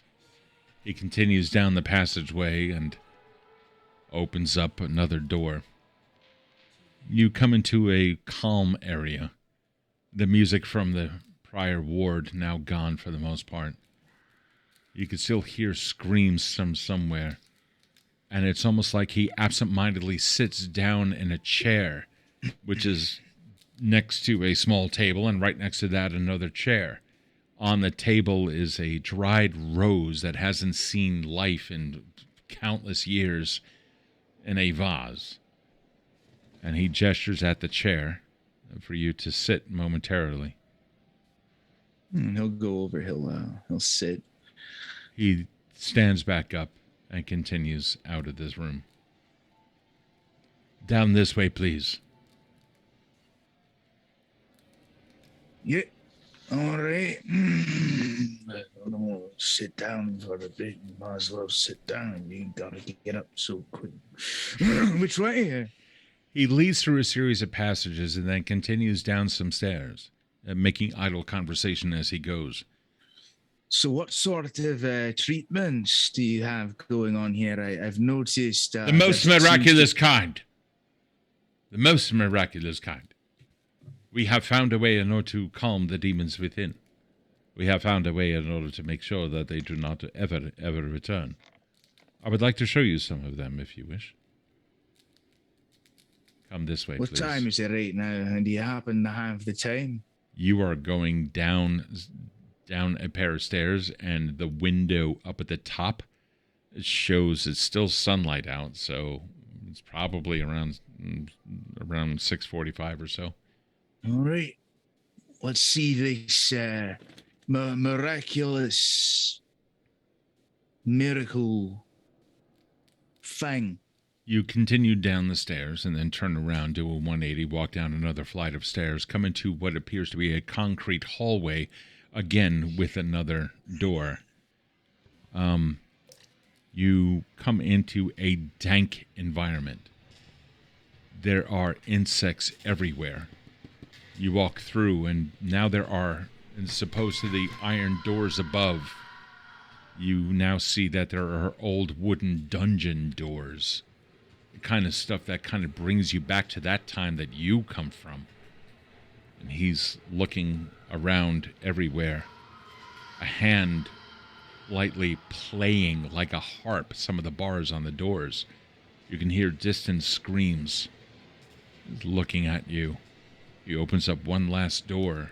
It creaks open, and an appalling smell pours out of the room beyond. He turns and into the room, takes out a lantern, pulls out what appears to be a flint, and quickly sparks the candle. Sparks a candle lit. Takes the candle, puts that into a gas light, and a cold glow of that begins to take over a room. You can see laying on what appears to be a wooden bed of some kind at an angle is an alive person, living, very much out of it, and just kind of canatonically staring up at the ceiling, incredibly malnourished. I would like to point to you this doctor now, this creature here. You can hear the screams that used to occupy their mind, and still occupy the mind of others within. And I assure you, Doctor, now that you are checking up on this fine asylum, and the Merryweather Asylum shall resume its place in the medical society as a foremost facility for addressing the issues of the mind. This one here, I would like to show you the instruments. And he unveils a series of spikes and saws, most of which have some kind of rusting or pitting on them.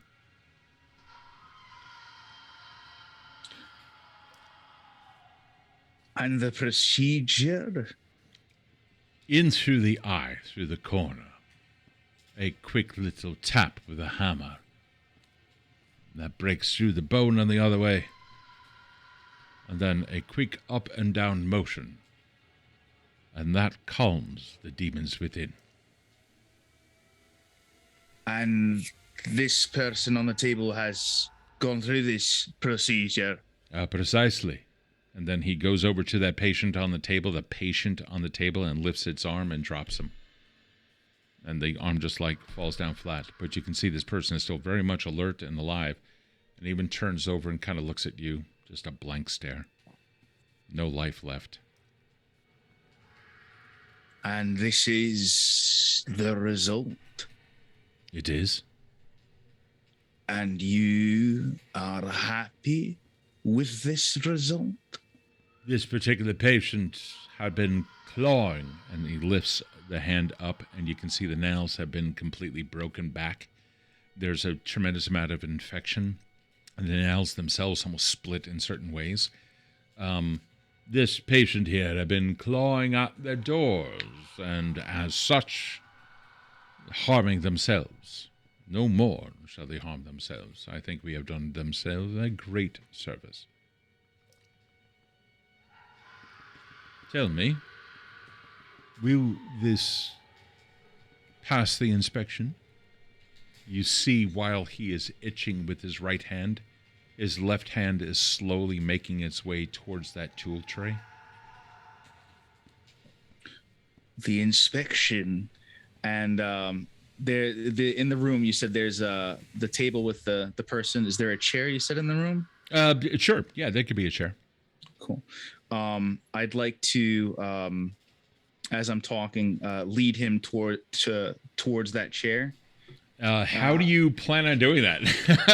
Just nonchalantly, walking around the room, because I'm about to. You'll see in the words that I'm kind of describing what's in the area. Let's do it. Well, from the tour that you so graciously given to me here, I've noticed a few things. For one, you've got your most of your patients in your cells, I assume, waiting to receive this miraculous cure. I've noticed that the floors are unswept. I've noticed that there are animals dead in the corners of the rooms. I've noticed that the music you play is only loud enough to be heard from your own office. The staff itself, even to be helpful to the patients here. The staff itself has had to take a leave of absence due to the lack of funding that comes to us from our government. Unfortunately, our facility is tremendously understaffed and underfunded. I have had to take care of this entire facility with a meager crew of 15. I apologize for the infractions that we have incurred, of course, but I assure you that once the medical board understands the significance of our discoveries, everything will come to suit. Here's what I'll do to help you, because as you've known, I used to be a doctor here. Oh, indeed, your legacy precedes you, Dr. Grungnir. I will be going to the board. And I myself will let them know what I have seen here. In the meantime, I would like for you to hold off on this miraculous cure you have. He seems visibly shaken at that. Until I can get funding to clean this place up. I would like to see how these patients react to a sterile environment before we go poking and prodding behind their eyeball and turning them into what I can only describe as a meat puppet. I can assure you that the highest quality of sanitary conditions has been maintained at all times. There is at no point in time any of the dirt on the floor comes in contact with the patient. That would be horrifically unethical. But you do As you must. And there's a quick... He tries taking a leap back in order to grab a tool off of that tray. This is going to allow you an attack of opportunity. Yep. We are going to go for a grab to... Oh, my mouse is... There we go. We're going to go for a grab and try to basically shove him into the seat. Okay. All right, cool. Go for it. Give me a strength check. Strength check. Oh, that was almost a 19 on the die. It's a 15 though. Total of 15. Yeah, that's absolutely gonna. Yeah, you imagine. So he was away from the chair where you were. You're gonna grab him, spin him around, and seat him in it. Oh yeah, it's gonna be like a grab, pick up, and just shove in there. Yes, absolutely. Yeah, you magic grab onto him. You do. You grab him, turn him around, and seat him down in the chair. You still hear the screams of everyone else. He is not too sure what to do. Give me a bonus action. Sure. For the bonus action, I'd like to keep him pinned to the chair, reach over to the tools, grab whatever's closest. So the tools are like about 10 feet away, but not a problem. Damn. All right. Well, you know what? We can just do it with the one side of my cane, which it looks like the head of like a pickaxe. Yep. One axe, and then so we'll turn it close and we'll hold it close to his eyeball, and we'll say, "Now explain to me how this procedure works exactly." It's through the eye. Can I have an intimidation check, please? Yeah. There it is. Oh. God. That is a 19. It is through. He takes off his glasses. It is through the eyeball, just in the corner. And please, be sure to use the hammer with just a mere light tap. And that will give you everything you need. And he's going to... oh, man. What are you doing? He's going to... Because he just wanted to scare him, so he's going to pick him up out of the chair. I'm going to slam him against the wall. Okay. And... he's going to say, "That's very interesting. We have a medical procedure that we used to use back in the day. And if I find you practicing this sort of medicine, I will be sure to come back here and show you how amputation of the hands works." He, realizing his instruments would be taken away from him and totally riding on that awesome intimidation check, he looks at you and immediately concedes. Looking down at the ground, you can see that a small puddle has gathered by his feet. "As you wish, Doctor. I will refrain from conducting these experiments for the time being and await your judgment from the board." In the meantime, clean that up.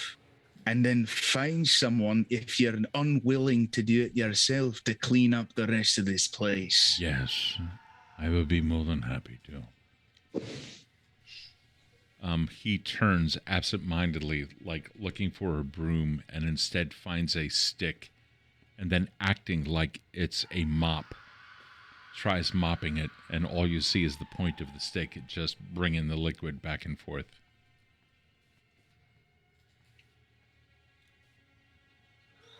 I'm gonna head back up to the front desk. Okay. You do, and all of the horror that is this place. I mean, it's up to you to do whatever it is that you want to do. But you come back up the stairs. You come into the visitor's room. You can see the dead rose in the vase. And then you come back into the patient's ward. And the slam of the door behind you. The music somewhere around. And the patients, all of them. So many of them. Poor souls that have been imprisoned for their life or whatever it is that others have said ails them. all of them looking at you with some kind of plead for life.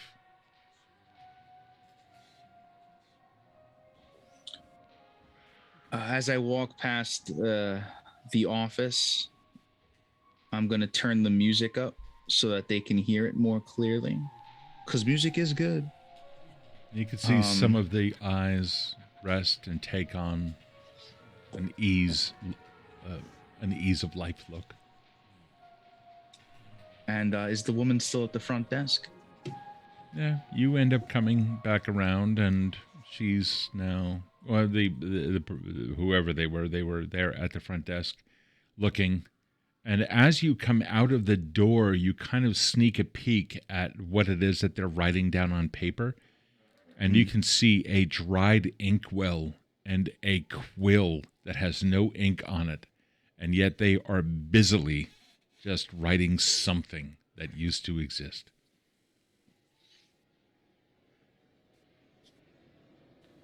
Thank you very much for the tour. The doctor will be a bit busy as he is assisting the asylum in cleaning up. And immediately at the moment. Immediately the assistant puts down the quill and down on the paper and stands. And yes, of course, Doctor. Thank you so much for your visits. We hope your report is favorable. Indeed. And just to clarify, I was told there were 15 employees in the asylum in total. Is that correct? 13, sir. 2 died last night. What were their names? What was it last week? Oh, one was Maddie. And the other was Ethan. All right. Well, I will be speaking with the board and giving my report, and also request that they send some more people to assist you with the workings around here. We thank you, kind sir. Can I offer you a drink? No, thank you. I'm quite all right. I have another appointment to get to. As you wish, sir. Thank you for your visit, sir. Good day, sir.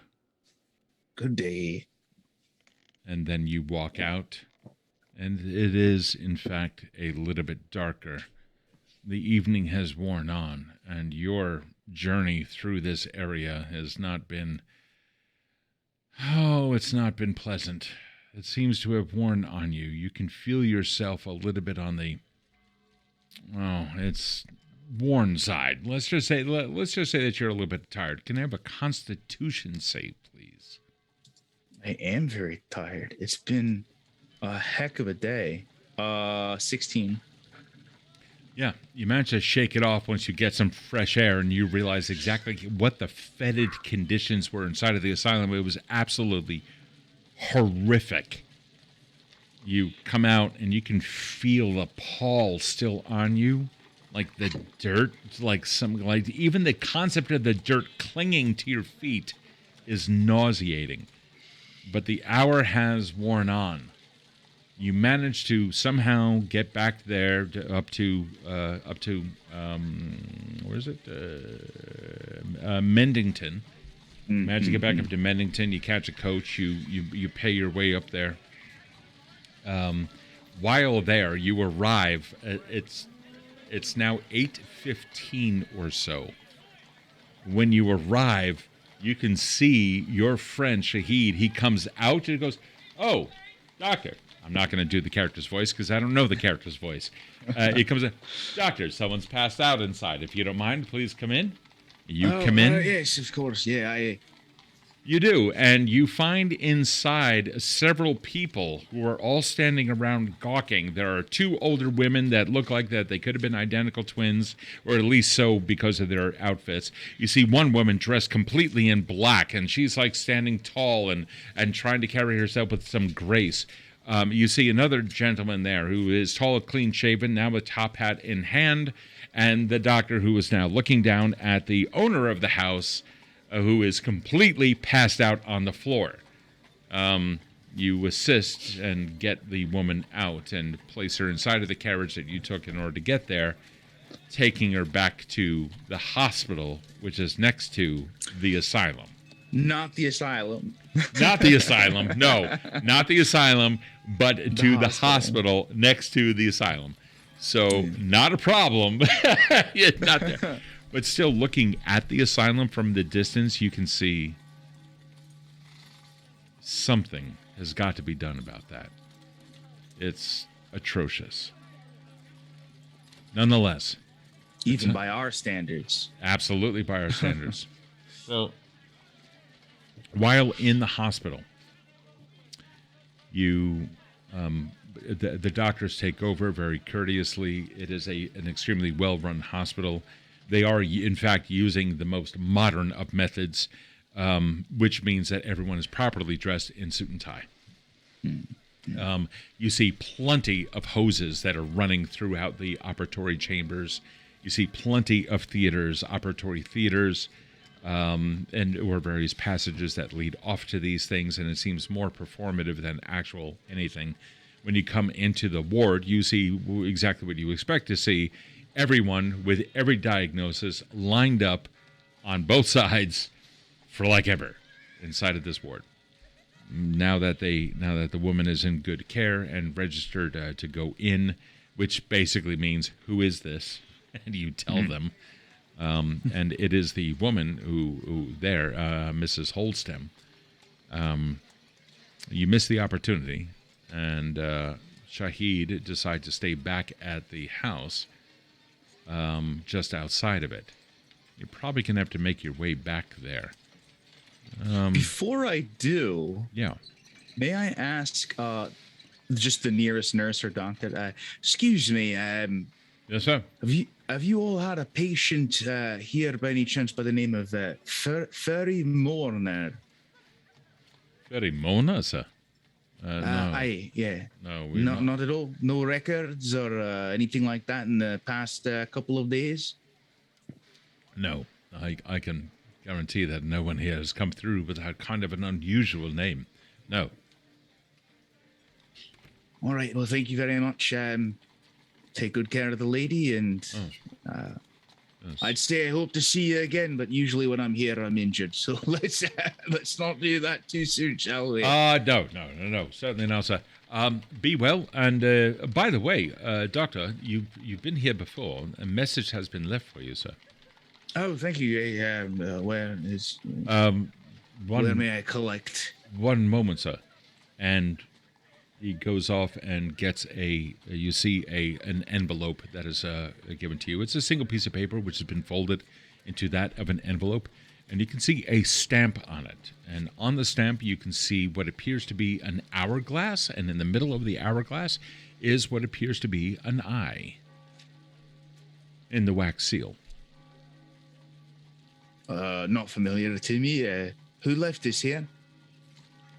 I do not know, sir. But if you turn it around, you'll see your name is just on the other side. No. Well, thank you. I'll go ahead and give this a read, and good day to you all. Good day, sir. You leave.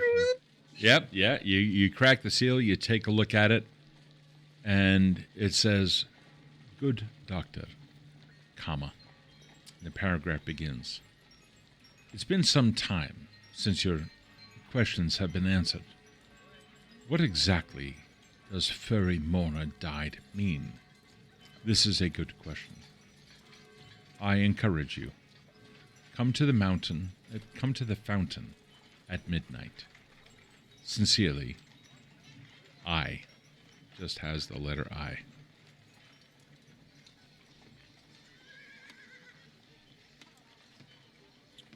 Right.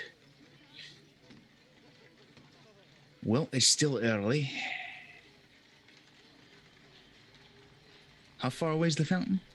So where you are, let's go to the map. Yeah, let's see here. So, because actually, I'm like, oh, it's early, but actually, it takes some time to. It took you about a half an hour in order to get here, so you figure it's now about 8:45 or so. So you still have plenty of time.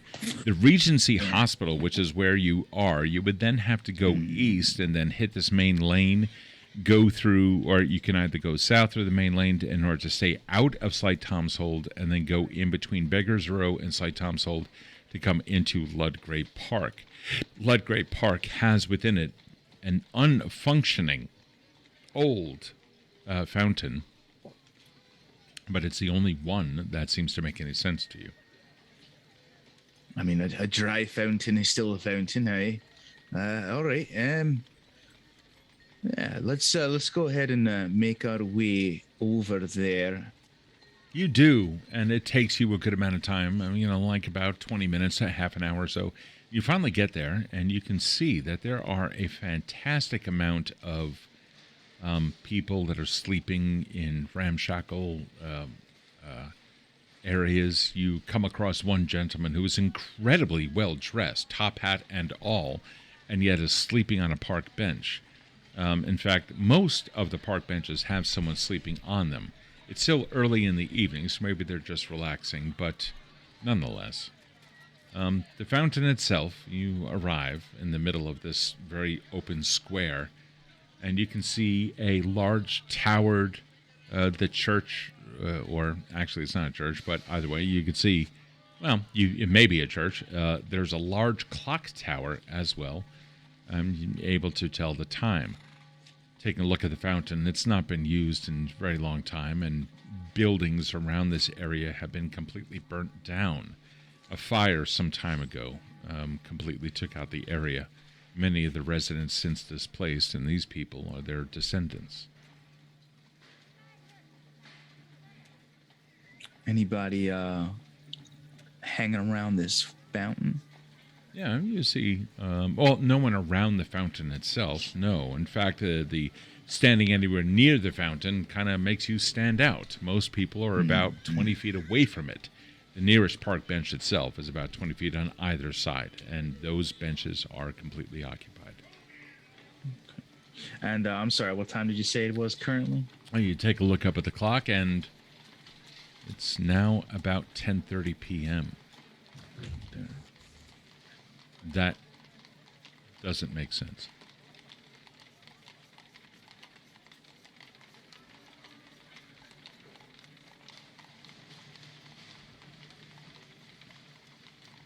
I'm gonna start walking up to the fountain.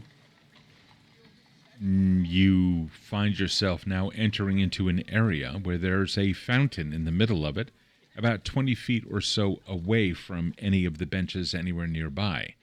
Many of the people that are there are displaced residents, or at least descendants of the residents of the burned out area around it. You take a look at the clock. It's about 11 p.m.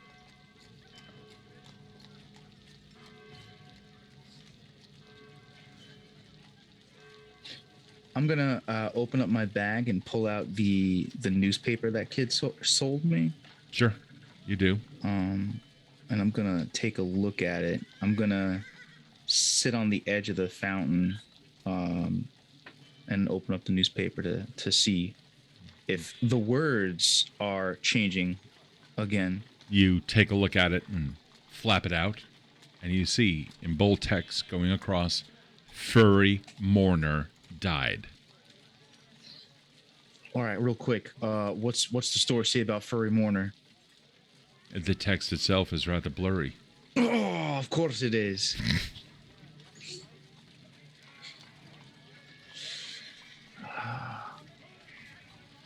I'm gonna pull out the letter that was given to me. You do?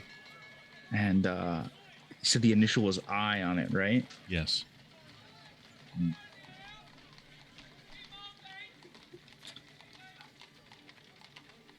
I'm gonna look around. You do? No one is around. And as the night wanes on, 11:30 p.m., time is slipping by. Everything seems to be moving at normal pace, but every time you look at the clock, another 5 or 10 minutes has passed by. I'm gonna take off my bowler hat real quick, and Sure. Inside of it is a little wrapped napkin. I'm gonna take that out and open it up. Take a bite of some cheese. You do. You can feel yourself getting a little bit restless in this area. About 11:45 or so, you see someone walking nearby, down the other way. Someone was a dwarf that you seem to recognize from earlier in the day, walking from the south up to the north, just on the outside of the park, just on the outskirts of Burger's Row. I'll show the map. Yeah. Coming from the south, heading up to the north, just on the eastern side of those buildings. It's quite some distance, but you seem to recognize the silhouette. Is it Deirdre? Seems to be. Yeah. We'll go up to Deirdre. Okay, you do. There's a clatter of something just off in the distance, just as you approach and you turn, you take a look, because brigands in this area, I mean, they do occur.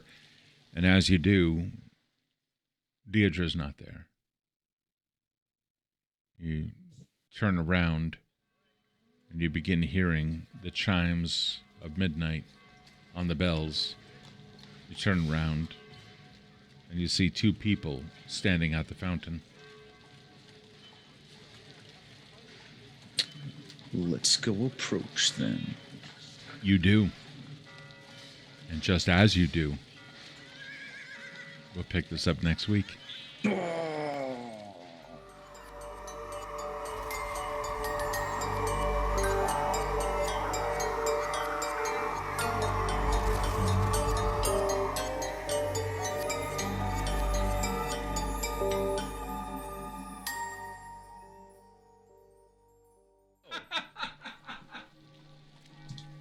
So I guess we just gotta find out who this furry fellow is, or madam is. Do you guys have any ideas? Did it come up in the first episode and I missed it? Does anyone know? Also, furry. Yeah, that's what I thought. I was like, a furry mourner, like they missed their pupperinos or something. But I don't know. We'll see. The kid did say that though, right? I'm not crazy. I'm only a little crazy, right? Because I could have swore he was just like, hey, good morning. And then he's like, yeah, furry mourner died. And I was like, did you just say good morning in another language? He's like, I said good morning. And I'm like, no, you did not. But yeah, it freaked me out a little bit. So Steve's pretty good at that. Well, who said what? What?